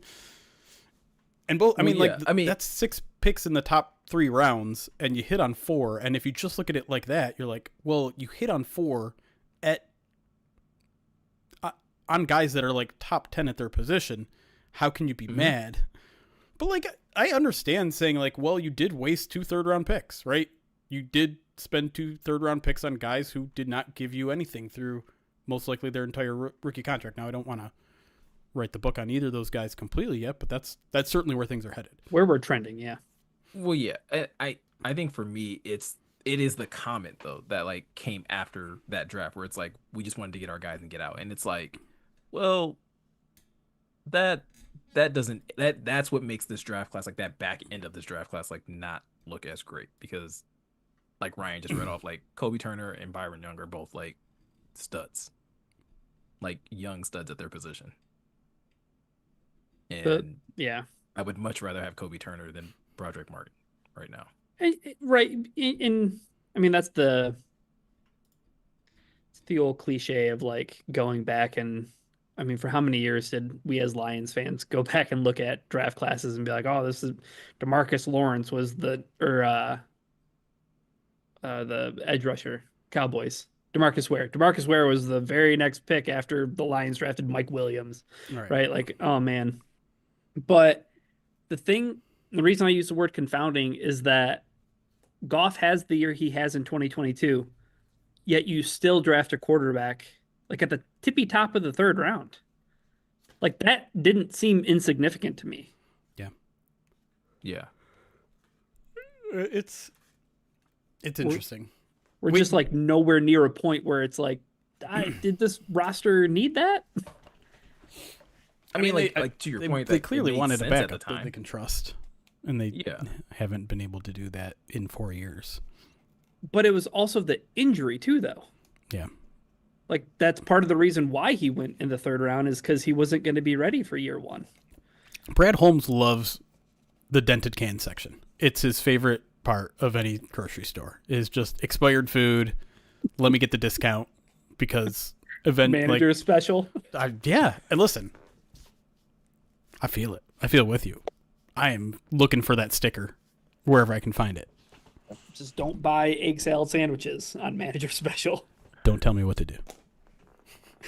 I speak from experience. Just don't buy 27-year-old quarterbacks who are injured and have had to deal with a very limited offense. Noted. Could have drafted Stetson Bennett and made Eric a very happy person. I'm dealing with some issues here. Um, no, it's just, to me, looking at the overall draft class, it almost feels like we've become incredibly spoiled because we've gone from, hey, cool, 2 guys worked out in this draft class before Brad Holmes. That's pretty good draft, to, hey, if at least 3 of these guys aren't top end starters, you failed. Hey, if you missed on 1 third-round pick in this draft class, what are you doing, Brad Holmes? Stop missing on third-round draft. I mean, you got a top 5 tight end, a top 5 running back, a top 5 safety, and a top 10 linebacker, top 20 linebacker. Not good enough. Is Miko talking to us? I don't know. Okay. He is. Oops. Sorry. Do you think people would feel that way if it wasn't for like the aggressive moves to get? I can't remember if he traded up for Hendon. I know They did. Broderick picked. Okay, so like I feel like that's No, part they of traded what back like for Hendon, didn't they? Did they trade back, and then up? Lions traded 2023 second-round pick, 63rd overall, Marvin Mims, and 2023 6th-round pick to Broncos for third-round pick 60. Oh, yeah. They Wait, traded back. They traded back twice. they traded back, but they also traded a pick that eventually became Clayton Tune. And is there really a difference between Clayton Tune and Hendon Hooker in the 5th round? I guess not in the grand scheme of things. Glenn Metzger with an interesting question. Obviously, it's a premature question. I think he knows that asking it, but how would you rank Brad's draft classes so far? Is 2025 already ahead of 2024? I don't think we can do that quite yet. Yeah, I can't do that now. Because you also have to remember 2024 includes Christian Mahogany. In the I will 6th say round? on paper I like it better. Well, it's funny how it sets itself up though, because it's really like Tyrion Arnold and Mahogany versus Tyleik Williams and Tate Ratledge. Right. But also Right. don't forget about Hall of Famer Isaac Tesla. So And listen, Miles Frazier is a guy that Brad apparently would have taken at the end of day 2. I like the potential of Miles Frazier. I don't know what that's. Sorry, I going forgot to be. Ryan hasn't watched Inside the Den. He doesn't know what I'm referencing. they drafted Miles Frazier. They wanted him earlier, and then they got him. And then they got him. What propaganda? I would say the Lions are going to get, and I don't think this is even in question, the Lions are going to get a much more immediate impact out of their 2025 draft class than they are their 2024. Right? You have 2 starters right off the bat with Tyleik and Tate. Taslaw is going to play a little bit. Ahmed could even get a little work early. And then you have some special teamers in Dan Jackson. I'm sorry, not Dan Jackson because he's on IR. Dominic Lovett. And who knows where Miles Frazier is going to be at when he's healthy. You've run into an unfortunate situation with Ennis with last year's draft class. Giovanni Manu is always going to be a project. Mekhi Wingo's had some injury stuff. But you have a starter in Terrion. You have a good special teamer in Sione Vaki. You have a starter in Christian Mahogany. I wouldn't say either are bad draft classes. No, and I would still say like Wingo at least flashed when he was available, when he was healthy. Yeah. So very interested to see where he's at. I was gonna say, like, at the very least, I would put him somewhere in this like same range as Christian Mahogany in terms of like intrigue of like what that is actually going to be. I don't even know when he's coming back at this point. Like, is he gonna be ready for the season? I think I have him out for the first time in my bubble watch. Wingo? Yeah. Yeah. I don't think they can carry as many injured guys on the roster as they want to. So like, they're gonna have to make a decision on Pascal, Wingo, or Dorsey, and I don't think you can keep all 3 of those guys on your 53 initially.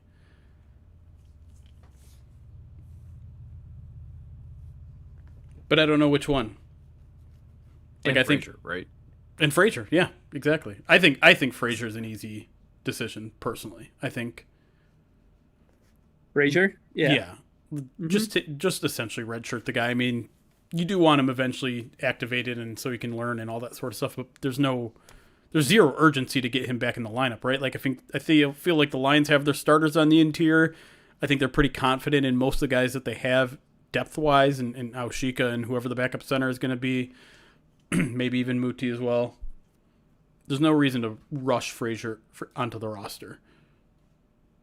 No, I think this might have been the first time I think I had him out, and that was primarily because I was like I was trying to fit both quarterbacks. No, remind me though, if they keep him, can they move him to PUP, and then it's 4 weeks? Yes. So he's on.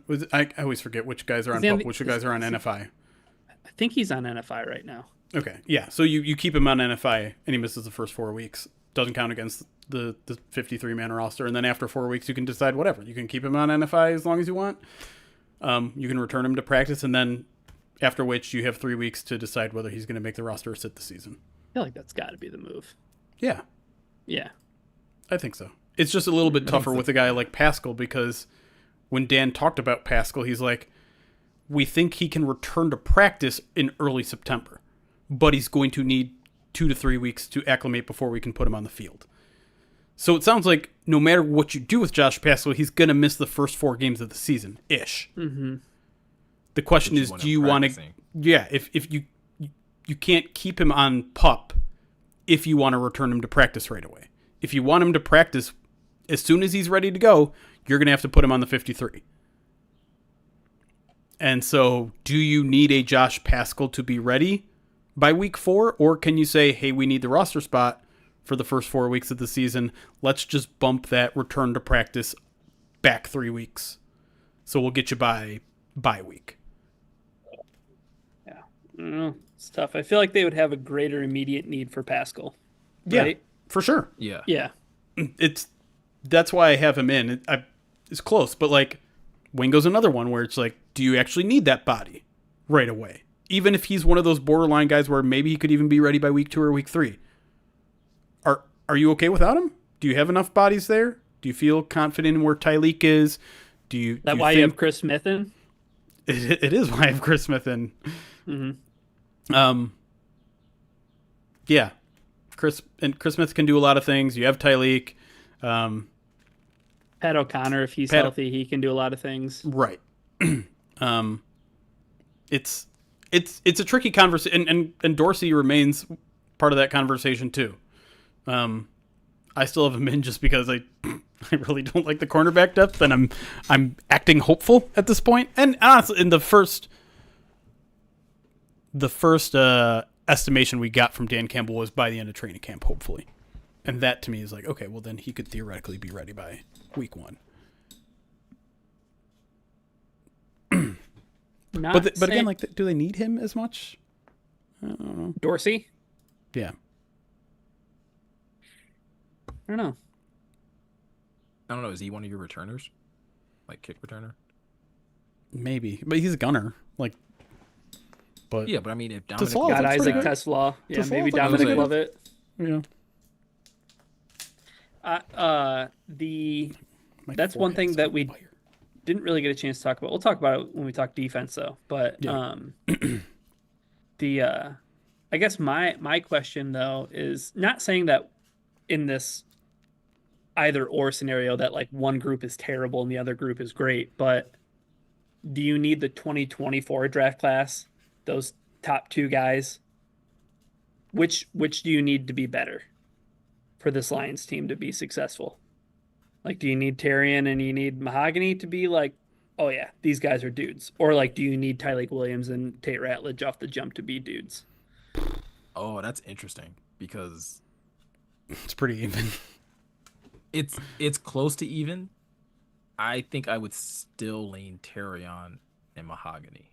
Part of me wants to say it's Tyleek and Tate to start the season because you are down a lean. Back. I know he's like, it's not like they're really optimistic about it, but like we talk about it all the time, like rehabbing versus training. Right.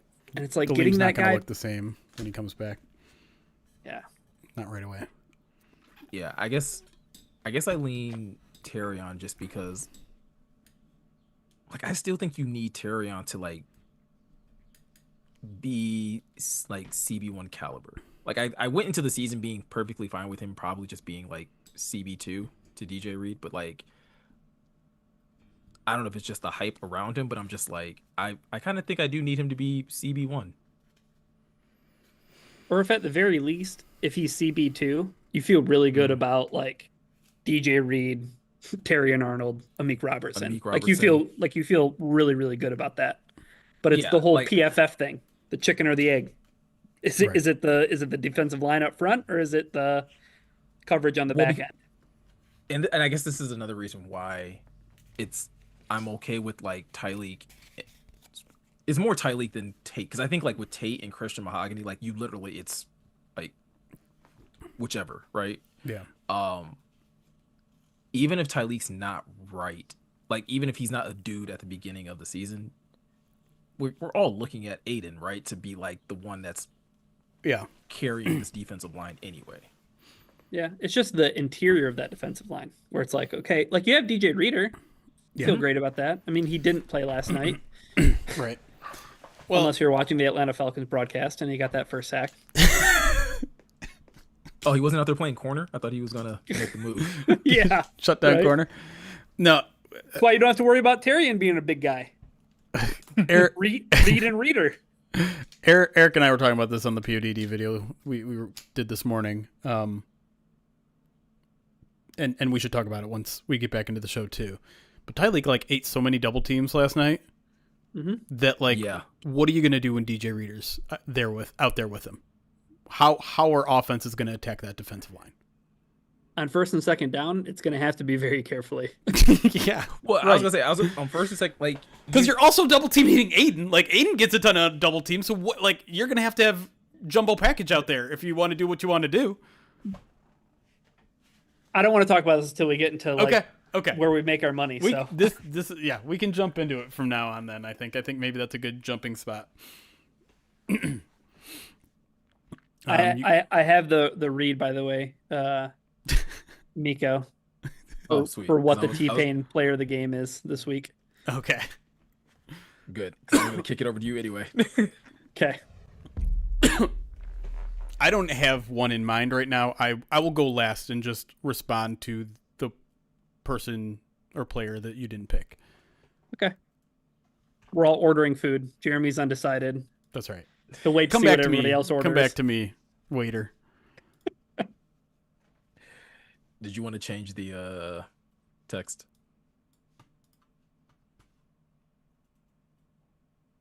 for this part. No, I was talking to Jeremy. Sorry Oh. for like the. Because The bottom at the bottom of the screen. Yeah. Yeah. Let's Yep. do that. Defense. Whoops. Great.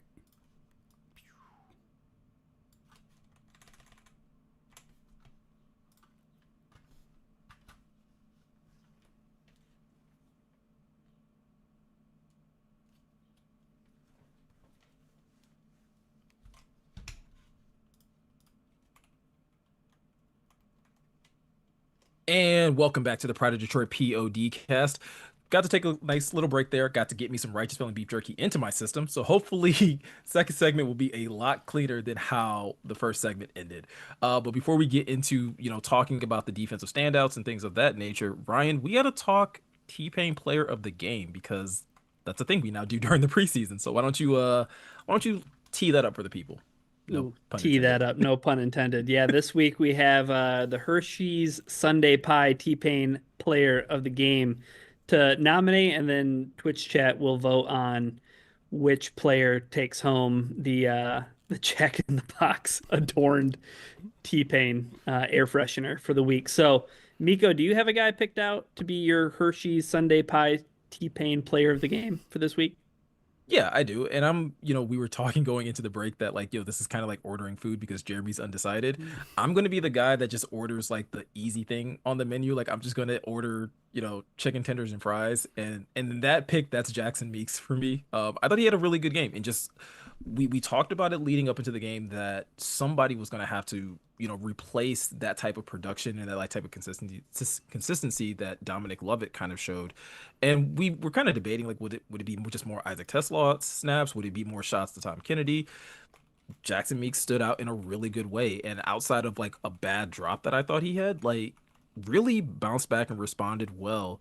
And Jeremy kind of said it in the first segment, like we're talking about wide receiver 7 at this point probably, but that's still something in terms of, guaranteeing yourself a spot maybe on the practice squad. And we know how Dan Campbell and this coaching staff feels about their practice squad. So while it may not turn into something immediate into the regular season, like it's still quality depth and a player that the Lions can at least probably look forward to developing, you know, in the long-term future. So I'm gonna go Jackson Meeks. Gonna go Jackson Meeks so that hopefully we can build some goodwill towards Zadarius Smith coming back to Detroit, right? That's right. That as well, right? Like who wouldn't want to see their nephew just out there balling every single Sunday and being able to hang out with family?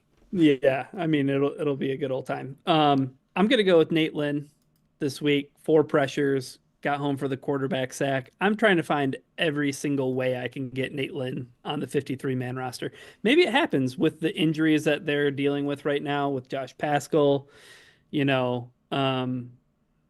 has a little bit of versatility. He was drafted as a defensive tackle, but as a defensive end, he has enough juice off the edge, Jeremy, that it's getting to the point where it's a little bit undeniable.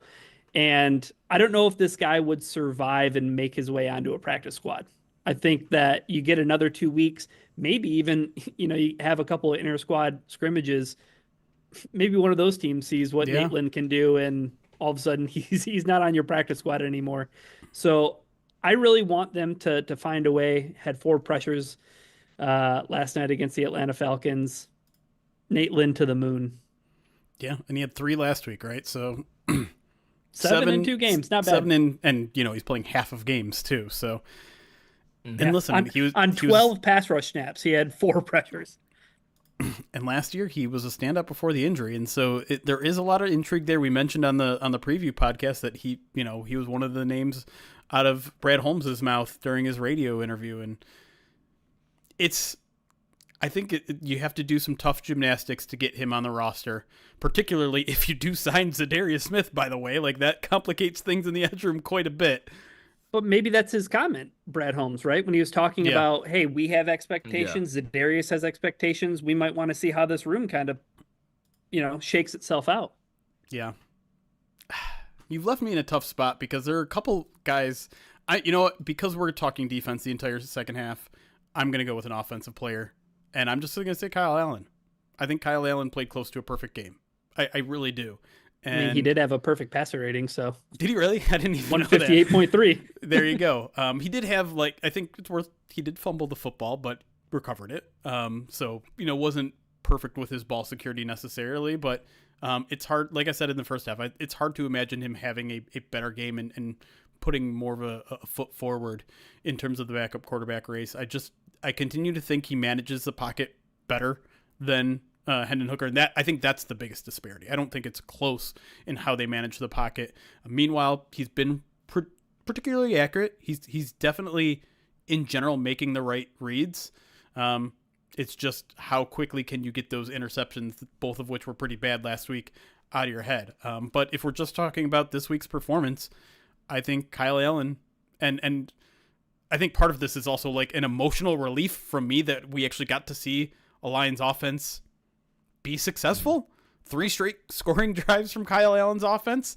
So Kyle Allen is my Hershey's Pie T-Pain player of the week, but I will leave it up for the Twitch chat. And so they will vote while we talk about the rest of the segment. And then at the end of the podcast, we will reveal who gets the vaunted air freshener. And keep in mind, guys, if you want to be a part of this, all you got to do is catch us over on twitch.tv/Pride of Detroit, and you can be a part of the voting too. So, if you feel like your player's not getting a fair shake or they're not being properly represented by Twitch chat, just, pop on over and, cast your vote that way. But like you said, Jeremy, we're going to be talking defense all second segment. And let's start off with the area where Ryan kind of gave his player that he voted for on the edge group.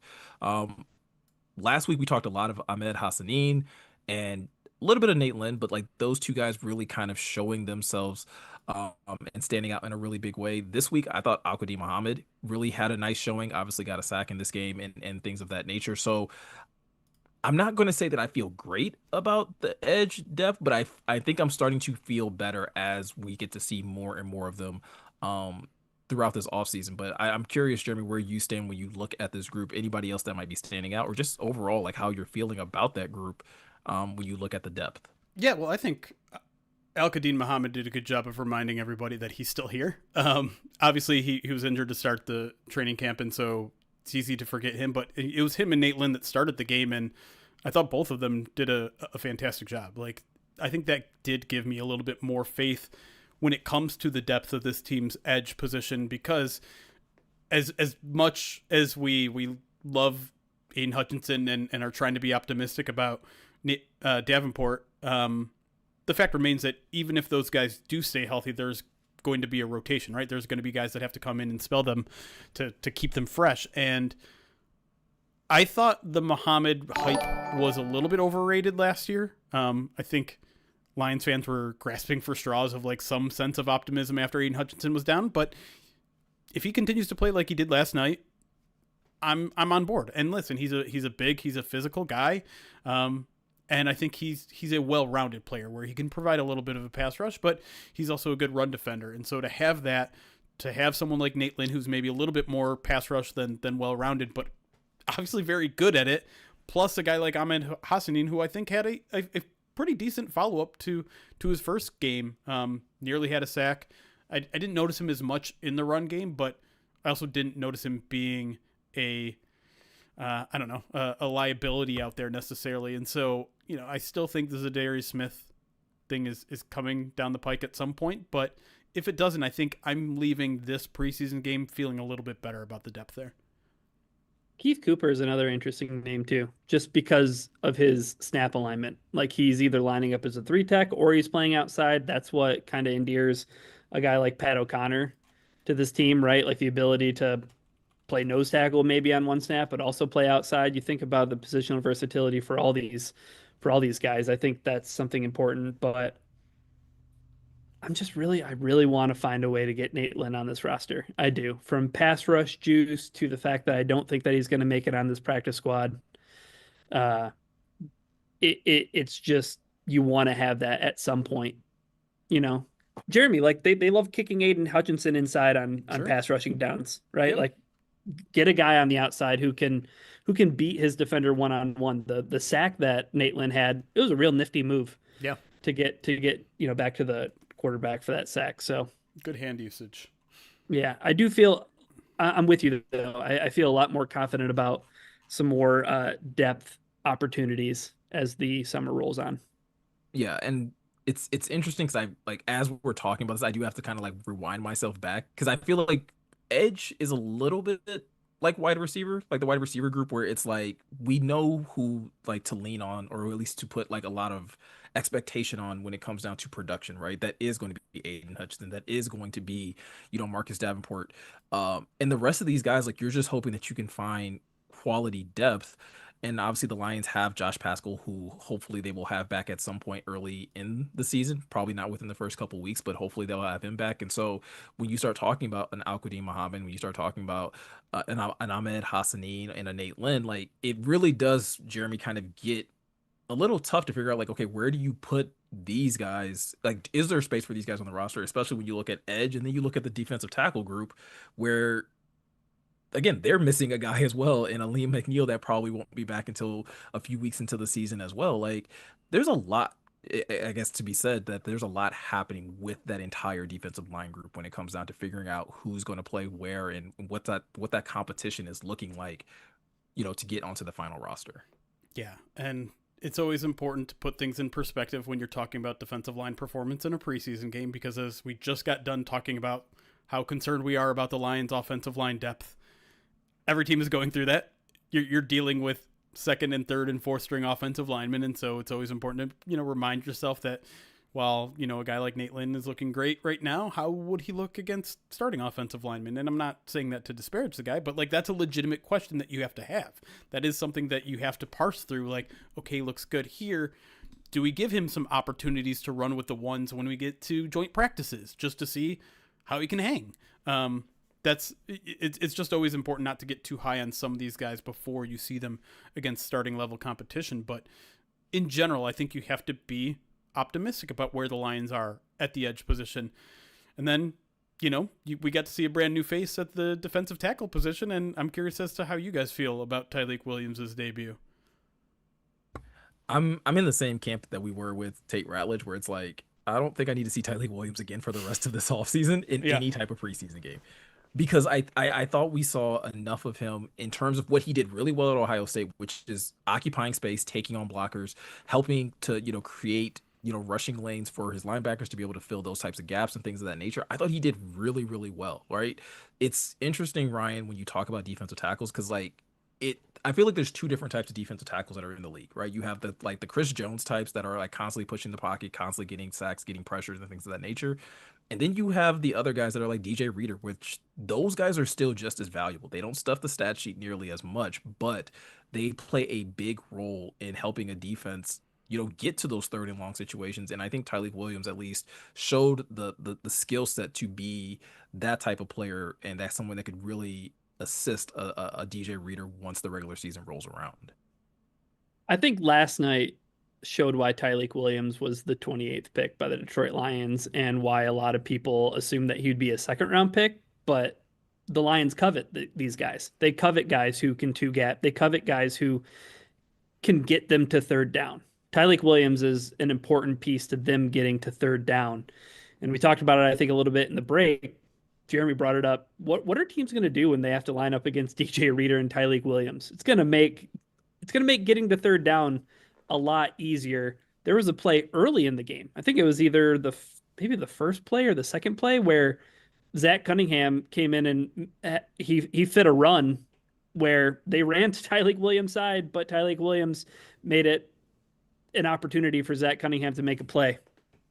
I will say that some of the pass rush stuff wasn't on display last night for Tyleik Williams, but again, that's part of his developmental curve, Jeremy. That's where you hope things turn out to be all aces for Tyleik Williams, and he turns into Aleem McNeil, and then all of a sudden you have a two-headed monster there in the middle with those guys long term.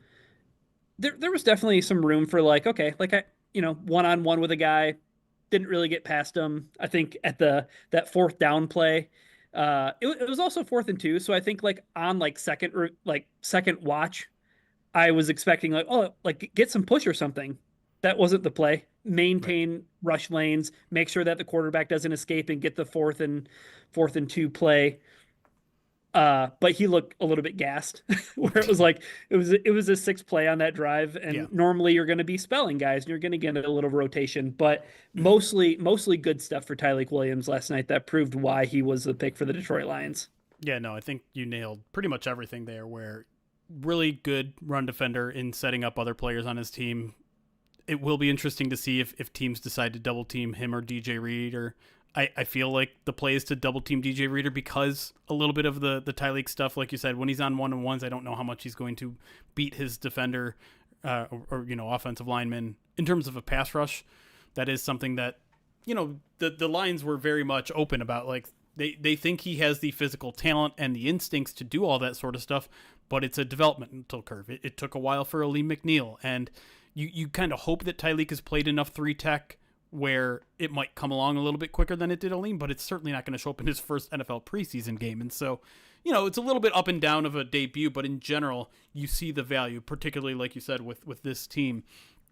And I just think in general, he's such a fit for what they want that I think it's also important to point out in this game that the Falcons could not run the ball at all. They finished with 22 rushing yards on 11 carries, 2 yards a carry, and 9 of those 22 came on an Emory Jones scramble. So you're talking about 13 yards. The other 10 carries, you're talking about almost 1 yard a carry. That is Tyleik Williams. That is what the Lions value. I'm not going to give it all to him, but you combine that with the strong play of Zach Cunningham. You combine that with cornerbacks that can tackle. You combine that with other defensive tackles, like a guy like Chris Smith, who had to play a lot of nose tackle in this game. holding up their end of the bargain. And it's not something that's pretty. It's not something that's flashy. It's not something that, will make NFL.com headlines. Lions first round pick, Tyreek Williams holds Falcons to 2.0. Like, no one's going to care about that. They want sacks and they want catches and touchdowns and all that sort of stuff. But that's not who Tyreek Williams is. That's not what the Lions want out of Tyreek Williams. If they can get a little bit of that eventually, great. But in the meantime, it's going to be very hard to run on this football team from the get-go. And Tyreek Williams is going to be a huge part in that. Yeah, and I think that when we talk about that defensive line, like you said, it's not just Tyreek Williams that's doing that. Like you said, you mentioned Chris Smith. We also got a Broderick Martin signing, which is, again, something that we've harped on a lot with Broderick Martin in terms of, like, hey, you got to flash, you got to show up well on tape. I'll be honest, I got to go back and watch the all 22 of that because I want to see how often he flashed and how often he's doing the right things. But a play there, Ryan, where, again, shows great push, able to get in the backfield and get a tackle for a loss. How are we feeling about the usage of Broderick Martin? Because I know that was a big question coming out of the last game of, like, we didn't see nearly as much of him as we thought we would. Yeah. He had 6 run defense snaps, and he had 6 pass rushing snaps. He also got flagged for that illegal contact to the head as well. So I know, a little ticky-tacky, but, like, a step in the right direction.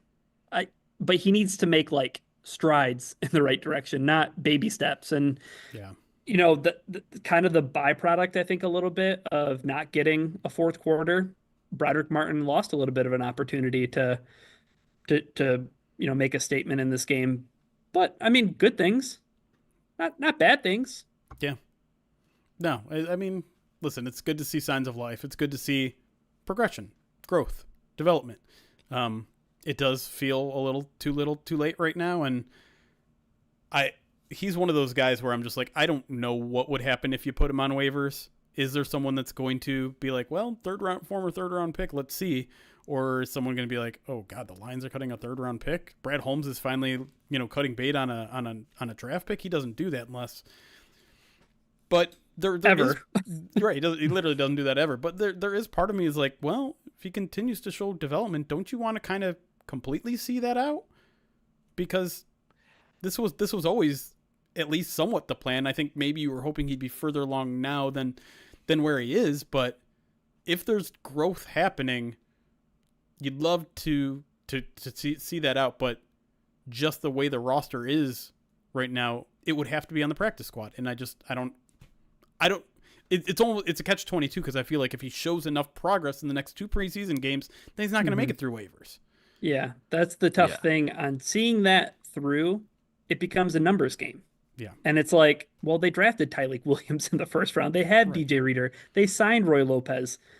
Okay, so Pat O'Connor can play some nose, right? It's just like, and it's that, and then it's like, where does he play? Like Broderick Martin is a nose tackle. Like, he doesn't have the same versatility, to your point, Ryan, that a Pat O'Connor has. He doesn't have the versatility even of a Tyreek Williams, where, again, you can play him a little bit at nose, you can play him as some 3-tech. Like, it does feel like if there is a path to Broderick Martin sticking in Detroit, it's going to have to be on the practice squad, and it's going to have to be based off of what you're saying, Jeremy. The team seeing enough growth there that we're like, hey, we want to continue this pattern of developing you because we finally see some proof in the pudding.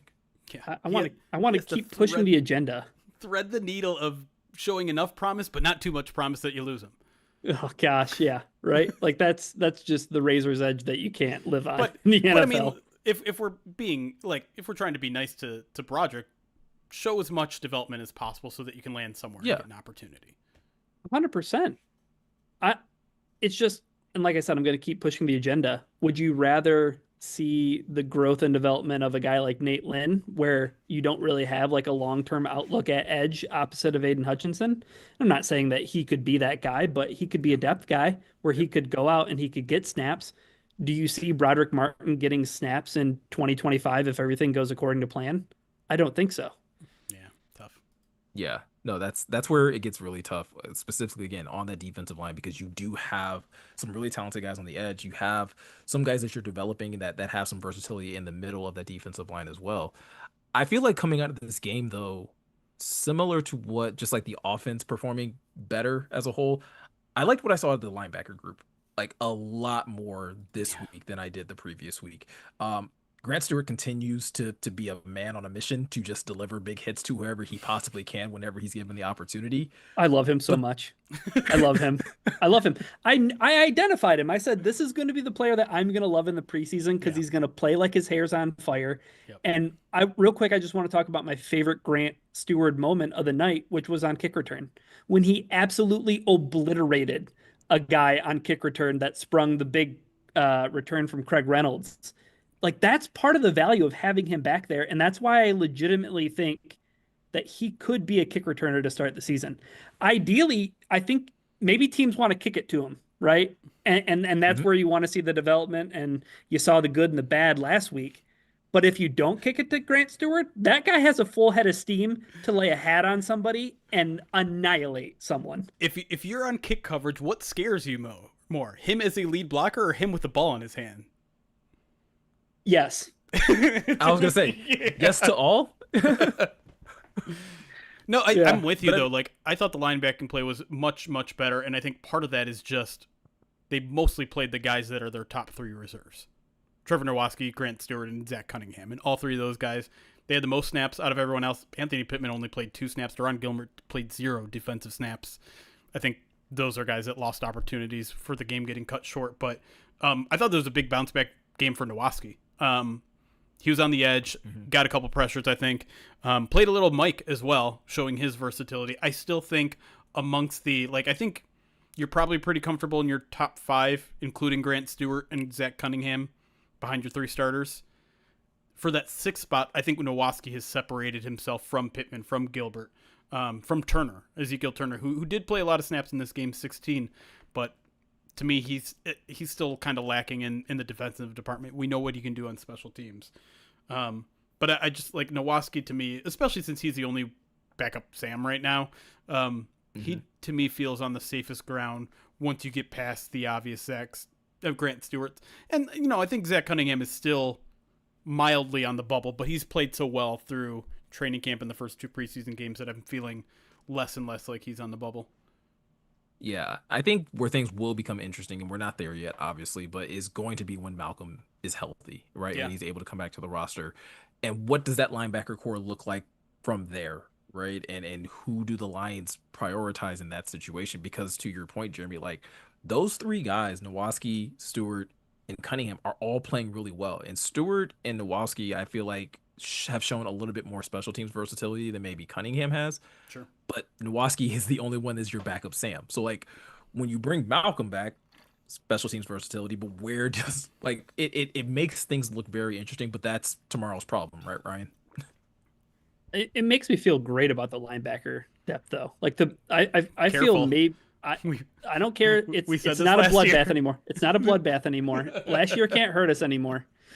But I truly though, you look across the board, Jack Campbell, Derek Barnes, Alex Anzalone, and then I don't know if you have to lean on a guy, it's Zach Cunningham, or if you have to lean on a guy, it's Grant Stewart, or eventually it's Malcolm Rodriguez. You feel really, really good about that. And there are way less questions and there's so many more answers, I think, if something goes wrong at the linebacker position, then you think about like the defensive line. Like I think that there's more contingency plans at linebacker than there are along the defensive line currently. That's a really good point. Looking at the secondary, I don't really have like many like takeaways from the cornerbacks specifically. I believe Rockison continues to be like the star in the secondary as a whole, and the fact that the Lions are moving him to safety is definitely giving Jeremy like more guys opportunities on the outside. And if nothing else, nothing looked terrible from the secondary. But I don't know like how confident I feel that any of these guys are like locking up a roster spot to like after that pass game. Yeah, it'll be really interesting to follow this cornerback group the rest of the preseason because it feels like one inevitably has to make the roster because of the loss of Ennis Rakestraw, because your top 4 outside corners include a guy who's currently playing safety and a guy who's currently playing nickel cornerback in Amik and Rocky Sin. Those are your 3 and 4. And so there needs to be like an actual outside corner to play. And maybe that's just Khalil Dorsey. Maybe he comes back from his injury and they just slide him in and that's your 5th corner and they're okay with that.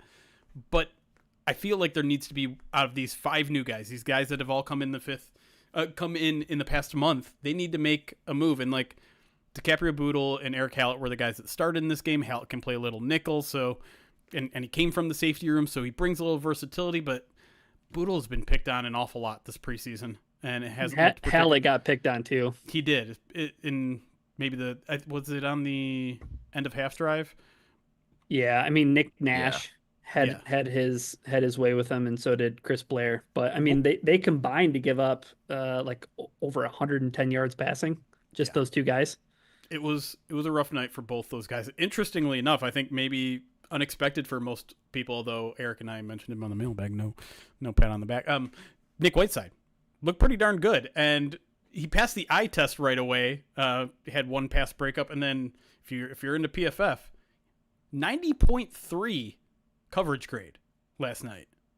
Now, I'm not ready to just like, okay, congratulations, you're CB5 now, but listen, you got to stack some tape, and that is a very good debut for him. And we'll see if he can kind of stack some days together. But for what I think is a very wide open position, any sort of positive performance is going to stick out. And obviously he didn't start this game, and so again, you're going up against a backup quarterback, a 3rd string quarterback, 4th string quarterback, essentially a 4th string quarterback because they didn't play their top 2 guys, and a bunch of reserve receivers. So let's see if maybe they reward him with some 2nd and 3rd team reps in practice. Let's see if they reward him next preseason game with maybe a little bit of earlier reps. You're not going to win anything in the 2nd preseason game alone, but just certainly a guy that should be on your radar now. As an Avondale alum myself, I am absolutely pulling for Nick Whiteside to possibly, find his way onto this roster. It would be something kind of cool just to be like, hey, I went to the same high school as that guy did. So many interesting local stories. They even broadcasted on the broadcast. There was 10 guys that are local guys or something like that on the 90-man roster right now. Really kind of neat. Yeah, but I mentioned it earlier, Ryan. Rockison is kind of like the guy, right? That like I think everyone is kind of focusing in the secondary. As I think you said it yesterday, like it's okay for us to take Rocky Sin off the bubble watch. Like he's kind of played his way firmly onto this roster at this point. Yeah, last night it made sense because they wanted to work him in at safety a little bit, right? He gives up 2 catches on 2 targets for 4 yards according to PFF. That includes a 3rd down stop, right? Like that one where he came crashing down, made a tackle like 5 yards before, short of the sticks. Like just a fantastic play from him. Yeah, absolutely. So I think it's safe to say that that's a guy that they can trust moving forward. I don't know how much more I need to see from him. 0. Get him off the preseason field. Well, with him and Avonte Maddox, like I feel the same way about both those guys. Yeah. And to your point, Jeremy, like I want to see Boodle and Whiteside and Hallett and some of the other depth cornerbacks just get more play. Yeah. Because let's see if there's an outside corner who can stick. Let's see if there's another guy who has some positional versatility that maybe makes sense on the practice squad. That you know that the Lions had to dip into that talent pool last year. So I just want to see more of those guys getting snaps and less veterans getting snaps, even though you're going to see Craig Reynolds and you're going to like it on offense. Like you don't have any choice. But this is where injuries are killing them a little bit, right? Like, the Morice Norris thing, like they don't have a lot of bodies at safety because they lost Dan Jackson and they lost, Ennis, right? Someone has to go out there. And unfortunately you can't, the Lions signed 2 safeties this past week and neither of them played in this game because they were either going to play in the 4th quarter or they're just like too young. Like, you don't know the play. Too inexperienced, right? Yeah. Mm-hmm. So, I wouldn't be surprised if the Lions have to add a safety in the next few days here. But will that guy even be ready for the 3rd preseason game? I don't know. Well, yeah, that's what I wanted to ask you guys, Miko. I wanted to ask you and Jeremy, like, is there a guy that you want to see preseason game 3? that hasn't had an opportunity or that you want to see play because you think that they could take advantage of an opportunity? I think want to see Sione Vaki play. I was gonna say, like, that's probably the only one. Like, Sione Vaki is probably the only guy that I can think of that I would kind of want to see right now. And it's interesting because like that would be reaching back into the like offensive side of things. But Sione Vaki does have some experience playing safety. And if you're listen, everybody else is seemingly like played another position, is now your backup safety or your safety depth. Why not give Sione Vaki a shot at this point? Yeah, like don't let Travis Hunter have all the fun this preseason. Like, let's get Sione Vaki playing both ways. You want them both, not just safety now. Mine is the Barney Simpsons gif of like inject it into my veins. I need Sione Vaki and Grant Stewart on kick return. Those two guys on kick return, I need it like I need to breathe. I need it like I need water and food. I need to see the amount of grit on that kick return with Sione Vaki and Grant Stewart. I'm in. I don't even know. Like, I was gonna say, I don't even know if it's like the return would matter. It's just like who can lay the biggest hit. Like, I don't care who gets the ball. What if they both forget about the ball? football? What if they both forget about the football and they're we just like, like, both want to be the lead blocker so bad. No, it's just that scene from what is it, Mighty Ducks 2 with the Bash Brothers, yeah, where they're just like putting on the headbands and dapping up. Like, no one cares about the actual game. It's just delivering big hits. Yes. Dan Miller threw a really interesting line out there in the pre-game show talking about had Grant Stewart had the game he had in the first preseason game where he had 50 return yards and a sack. No player has ever had that. No linebacker has ever had 50 return yards and a sack in a game. I'm with Ryan now. I need that. Like, I need water in the regular season though. Like, I need one good return by Grant Stewart and then like a blitz from Grant Stewart on the first defensive snap. and I just really want to see Sione Vaki as a running back. Like, that's my big thing in game 3.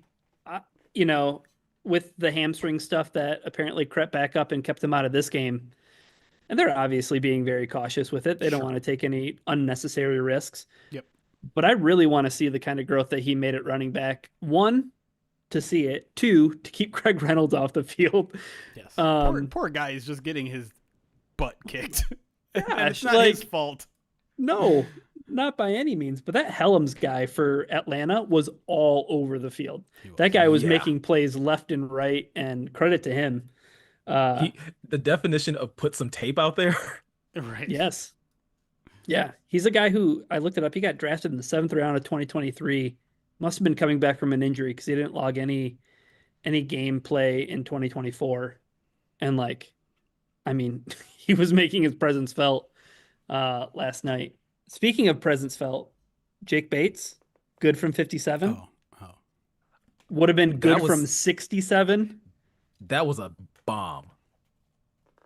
It was a boot. You can give him credit, Jeremy. Yes, it was. All right, we know the kickoffs weren't good, but the one field goal attempt was awesome. And the extra point. Yeah. See, consistency. 2 extra points. Yeah. See, look at you. I'm giving him double the credit you are. I don't. Yeah, reluctantly. Math? Like, we have to drag you into it. Is that place kicker math? But you already put up the air freshener, so we gotta, before we wrap up the podcast, we gotta talk about our Hershey Sunday Pie T-Pain Player of the Game, which this week goes to Nate Lynn with 62% of the vote. I'm starting to wonder like if this has anything to do with like the actual player or whoever can just argue it better, because Jeremy won last week and I think it was purely off the strength of like he just had a better argument than you and I. Yeah, that sounds right. I don't know. I don't know how I didn't win this week, but that's fine. Well, I can't say that on the podcast. Probably, I think that's probably being a little too. That would be mean to say about our audience, to say that maybe they don't feel as strongly about Kyle Allen as you did. That's fair. And people love pass rushers. Edge. People just want edge solutions. That too. And I think, again, Nate Lynn's a good story, a nice story, a guy that, like you both have kind of spoken about, had a great offseason last year and is continuing to show that like maybe he should be on the roster. 7 pressures in 2 games where you're playing limited snaps is undeniable. He is balling out. So I don't know why we're diminishing it. Nate Lynn, you're the Hershey Sunday Pie T-Pain Player of the Week, and you earned it. Congratulations, Nate Lynn. There you go. I guess I should have just had Ryan do that. Like, just, you know what? It was your player. You should have been the one to give him his award and give him all of his kudos. There we go. Like, it should be like Around the Horn, right? Like, if you we can the spiritual successor to Around the Horn is this segment where I get like FaceTime for Nate Lynn. That, you know what? Next week, that's what we'll do. Next preseason game, whoever's player. It's our preseason too. We're figuring this out. Promise regular season will be that much better. But that's pretty much going to do it for us, guys, in this week's podcast. Like always, if you want to continue to follow along with Pride Detroit, continue to support us in all of our different areas, whether it's the website or over here on Twitch or over on YouTube, you can do all of those things by just typing in Pride of Detroit just about everywhere. So if you're over on twitch.tv/Pride Detroit, you'll find us there.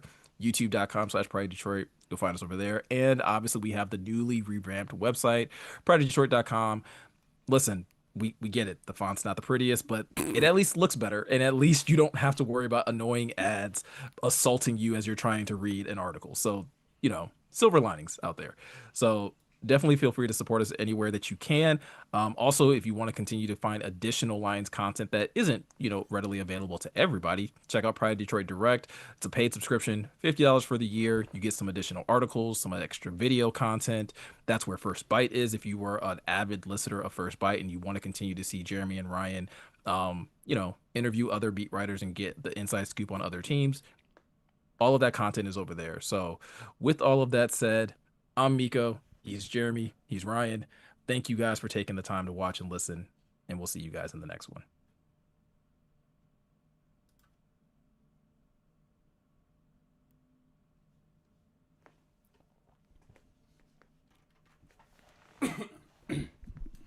All right. Nate, I would love to like actually Recording give the guys stopped. air fresheners every time, but I would feel love, like, pretty yeah, stupid. Yeah. Understandable. We can actually get those mass produced and just like give them to players. Listen, if anyone from Jack in the Box is watching and can just, you know, give me 20 of these, I'll do my best to try and do it. I was gonna say, anybody got like an Etsy store? Like, how hard could it possibly be to make an air freshener? I honestly don't know. It doesn't have to be that exact one, right? Like, we can just like, you know, it can just say T-Pain Player of the Week. Right. Kirk, that is rude. What? It says Miko has a voice for radio, Jeremy has a voice for autotune.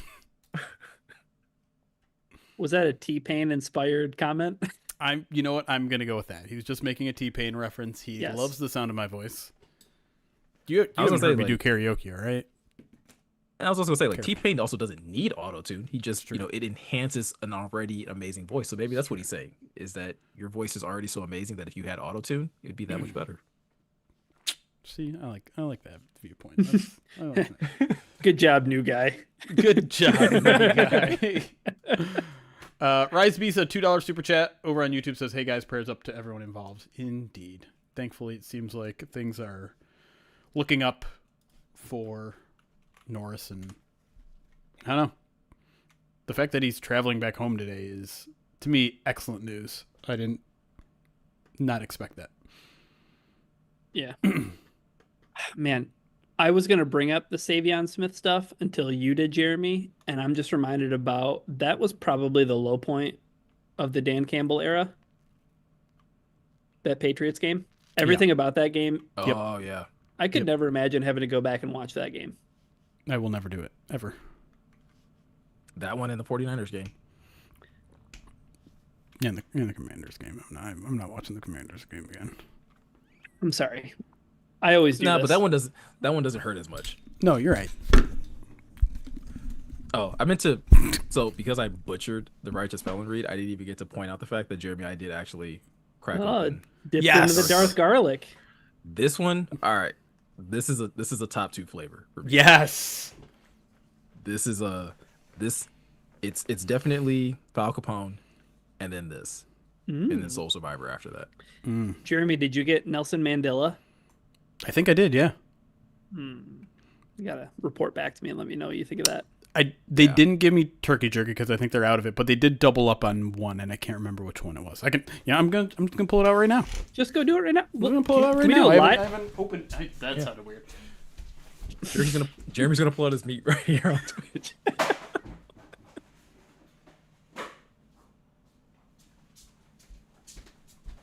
Don't promise things that we're not going to deliver, Miko. I mean, with enough channel points, I'm sure Jeremy will do anything. No one Jeremy? clip that, please. No. Well, you left, and then Miko said that you were going to pull out your meat on stream.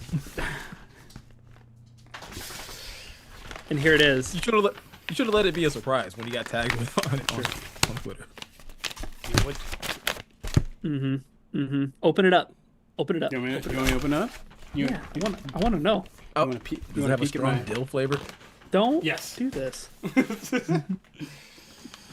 JJ McCarthy threw 4 for 7 for 30 yards, and they yanked him. Sounds like he had a Hendon Hooker night. I just want to see the Bears at this point. Like, I just want to see what that's. Did they, It sounds like this going. they not play playing the tonight? starters. Oh, Ben Johnson, you coward! This is the biltong too. Come on, Okay. come Not on. focusing. Not focusing. I'm trying to block my face. Sometimes it just focuses on faces. Come on. Hold on. Can you see the dill? A little bit. A little bit. A little bit. Little specks of it. Oh. All right. Oh, you almost had it. Oh. Come on, camera. That's as good as you're going to get, I think.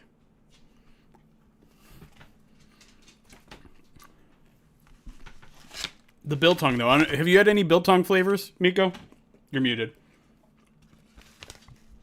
No, I haven't. I was gonna say I had another response, but I'm glad I did. That you were I thought muted. about it before. Yeah. Mm-hmm. I thought about no. I also thought about it before I said it, and I was like, that's.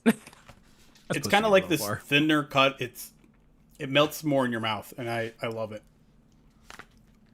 How's the flavor on the Mandela? I'm not even a huge dill fan, and I think it's solid. Not too much. No. Because I know like gonna dill order is some. like, yeah, like dill is like the new rage. Like, it's. Remember when like everything was made flaming hot for a while? Like, I feel like that's what is happening right now with dill. Like, they're just putting it in everything, and some things that they really need to pull back on. Did you do the Biltong variety pack, Jeremy? No, I did the everything, the combo of everything or whatever. How do you do that? Gift I don't bundles? know. Yeah. Yep. Let's just show the people. We're gonna because only because Miko bungled the ad read. We're just gonna give them we're gonna give Righteous Felon their money's worth of an ad read. They just trust me. They deserve it. Like you said, Miko, it's the preseason. Where's the desktop? There we go. There's the desktop button. That was a trouble with the snap type read. Oh, don't bring that up to the Michigan guy. Hey, Even though he tried to layer in like, oh, Ronnie Bell looked good. the whole shebang. Now, this is where I note that I did have the $40 off promo because again, they have a pretty good rewards program. So it's a lot, admittedly, It's but it's $90, also, yeah. It's what, 16 bags of jerky and 4 meat sticks, I think. So, I mean, you want to do the math there. If you just want to count bags of jerky, what's 90 divided by 16? But also, use POD 20 and get 20% off. Right. That's $18 off. So you're talking, Free shipping on anything over 50, right? I believe that's true. Yeah, I believe so. You're Can't basically remember my stealing calculator. jerky at that point. But like, I mean, you think about going to a gas station, a bag of jerky is like $10, right? Easily. Honestly, I would never buy jerky from a gas station, except for Buc-ee's. Buc-ee's has good jerky. And technically, Buc-ee's is not a gas station; it's a way of life. Are the taco sticks available in jerky yet? I'll tell you, I got one in the big shebang, whole shebang thing, and I already ate it. It was the first thing I ate, and it was delicious. I'm trying to order the whole shebang right now, and I'm gonna see if I get free shipping and stuff. Do, do, do, do, do. But yeah, Jeremy, I'll definitely be getting this one again. Like, Yeah. this was. Let me You look wanna- at the sticks. Do you want to know Oh, what is the... real quick? One of my least favorite things is two-factor authentication, and I realize that it's a safety thing and it's ultimately a good thing. But for WordPress, the two-factor authentication that gets sent to my email, can you please just send it to my phone? Don't put it in my email.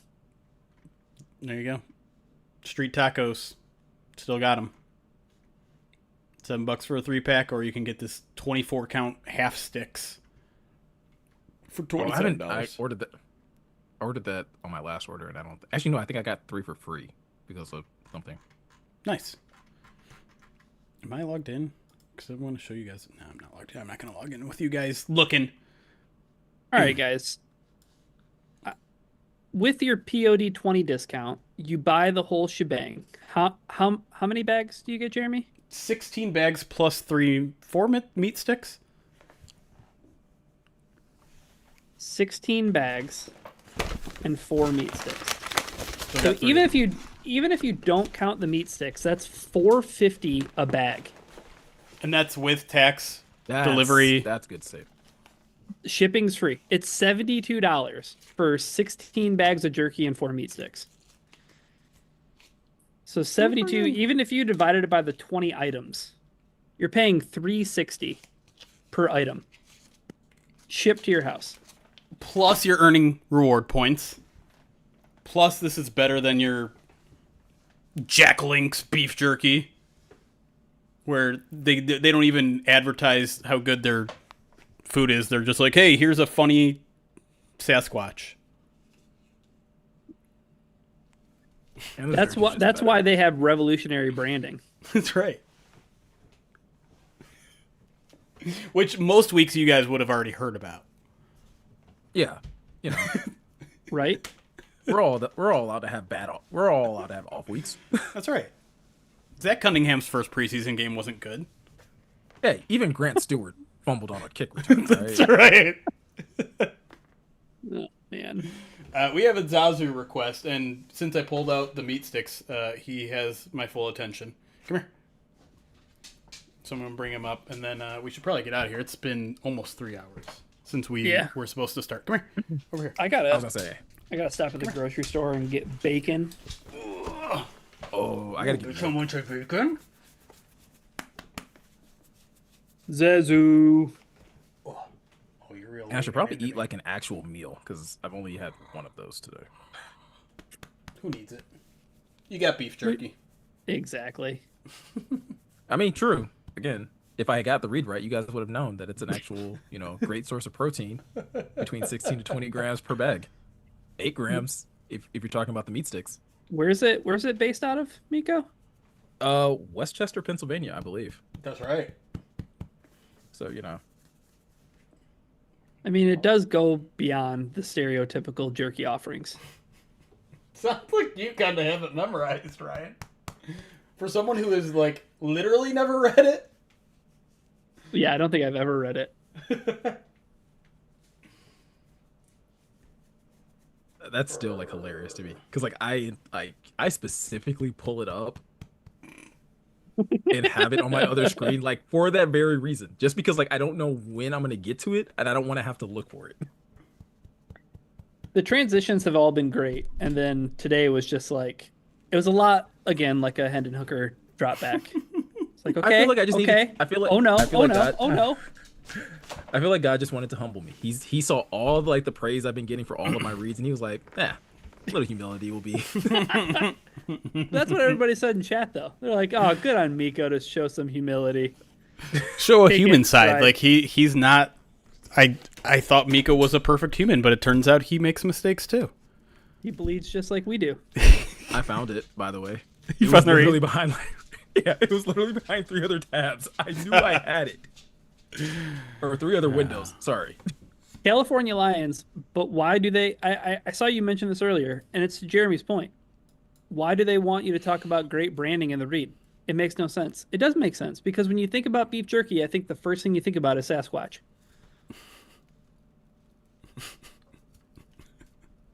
Honestly, prior to Jeremy saying that, I had no idea what Jack Link's branding was. And then you said Sasquatch. I'm like, oh yeah, that is them.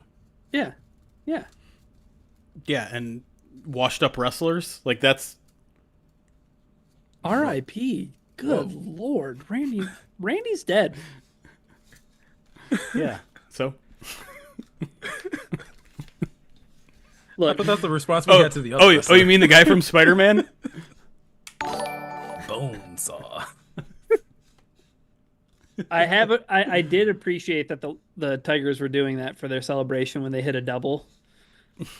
They do the bone saw thing, but now I can't enjoy anything about the Tigers. No, Not really. they won yesterday.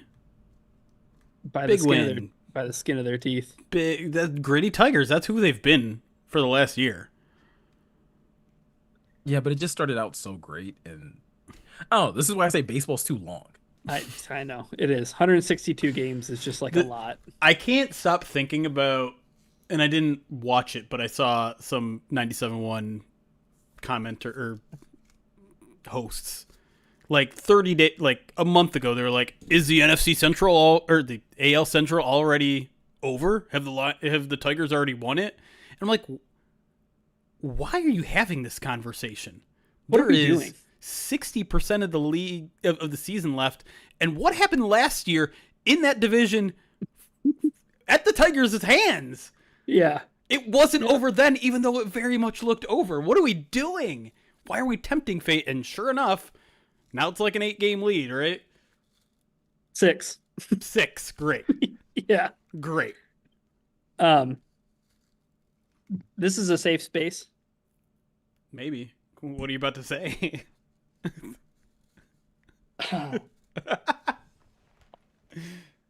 It's safe. Whether or not you'll have to deal with it alone or not is. I don't. I'm just gonna send it on Slack. Okay, so it's. While you do that, Damian Smith, £2 super chat on YouTube says, "Does your new CMS enable Blue Sky posts?" And that's a great question that I don't know the answer to yet. I don't think I've even tried to put a Blue Sky post into the new CMS and see if it embeds. Something I can try and let you know.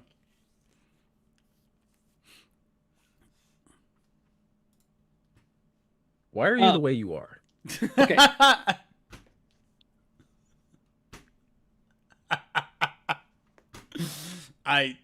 You have certainly not come here for sympathy. I have not come here for sympathy, but I will say that in the moment, I felt like I needed to go to customer support. Did it? They must have refunded. They did refund it. Okay. Wait, They did refund it. can I at least tell the people what we're talking about in general think that- terms? I think they know think that it's- I think they know that I'm not talking about a righteous felon craft jerky order.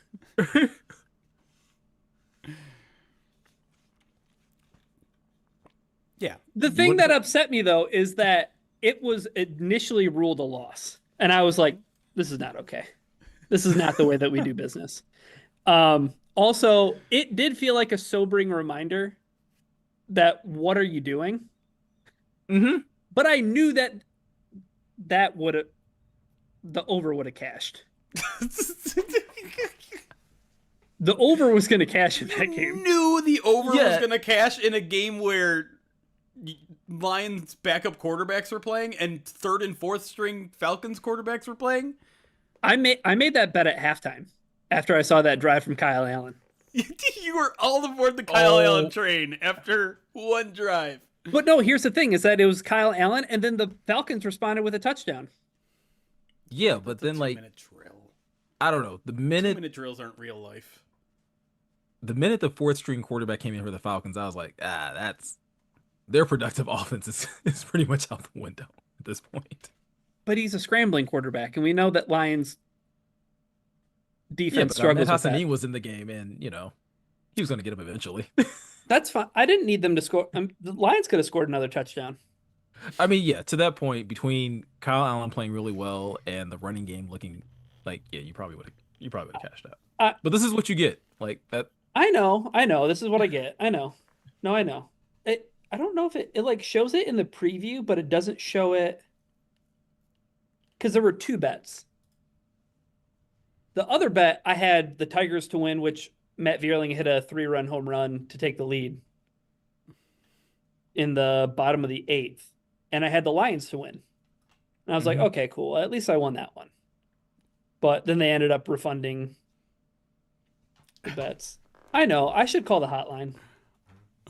I know that's where this conversation was going to go. I don't pull out the scene very often, but I'm going to go full cam for a second real quick. Hey, don't bet on preseason games in any sport. Unless you know it's a lock. God, don't do it. You know it's a lock. Ryan, there's a reason why I'm full screen. They're not listening to you right now. They're listening to me. Do not bet on preseason games, period. No asterisk, no footnote. Don't bet on preseason games. Unless there's money to be made. Stop it. Whoa. That was weird. Our live chat just went wild. Oh, I saw that too. Oh, all of YouTube came in at the same time for some reason. That was weird. Oh.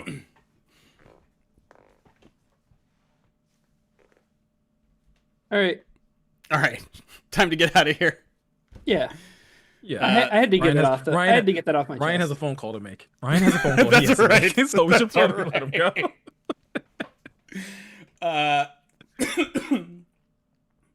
Sorry. Someone else talk for a second. I mean, how many people stop right before they're about to hit it big? Are you sure you want me to keep talking? That Nelson Mandela got you in a chokehold? This is because you spoke ill of Randy Macho Man Savage. Oh yeah. Oh yeah. I'm surprised no one made me put on the clothes. That does feel like I a can say that for the conflict of regular interest. It feels like a conflict of interest if you do a Righteous Felon Craft Jerky read as Randy Macho Man Savage. Maybe it Oh is. yeah. Yeah, I feel like that could definitely get like a Cease letter in and the mail desist from beyond the grave.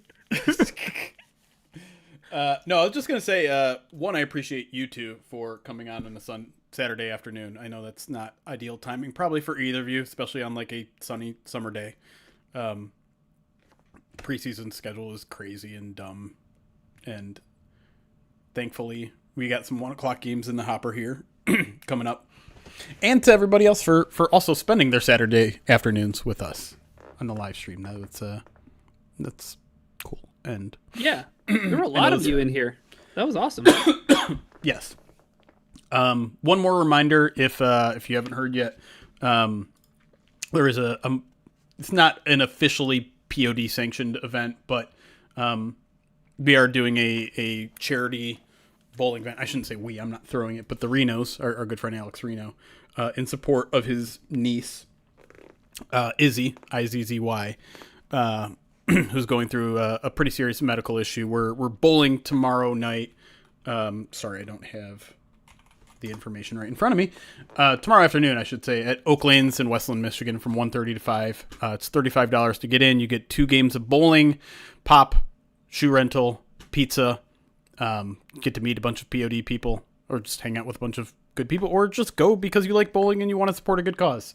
It's to help support the family as they kind of go through an extended hospital stay for Izzy. If you can't go and just want to support the good cause, go to @IzzyReno, IZZYRENO on Venmo. Give whatever you can. Yeah, I think that's all I got. Again, that's Oak Lanes in Westland, Michigan, from 1:30 p.m. to 5 p.m. tomorrow, Sunday, August 10th. Heck yeah. All right. Saturday games the next 2 weeks. So Sunday. Oh yeah, I guess we should give an Podcast? announcement of what podcast will be like next week. Yeah, what did we decide on what we want to do next week? Was it Wednesday? Wednesday I think we night? said Wednesday. Yeah, because we said later Wednesday night. Yes. Yep. Okay. So Wednesday night will be our preview / recap of day one of joint practices, I guess. Midweek mailbag will be thrown in there, and then probably, I think Sunday night-ish, or maybe morning, I don't know, for a post-game show. That makes sense to me. Sounds good. Yeah. Next 2 weeks, both at Ford Field. Both 1 o'clock games. That's right. I forgot. If we go Wednesday night, we're up against our newest competitors. That's okay, though, because I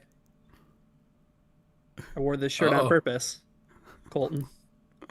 Oh, we got some chest hair competition. Somebody needs to clip that. The gauntlet has been thrown down.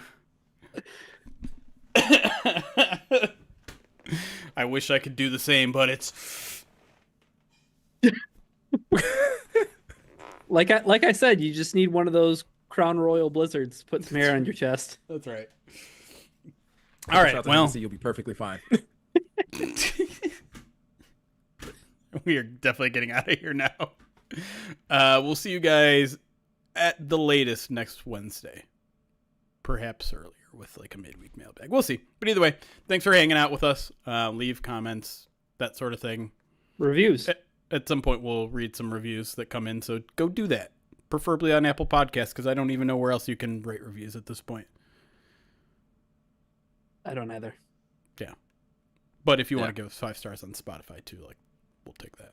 You should do that. Why wouldn't you do that? Why wouldn't you? Don't you want to see? I mean, just because. Do you want us to leave again? See? It could happen just like that. I'm glad I showed restraint right there. All right. Oh, God, it's happening again. What are you doing? Goodbye, everybody.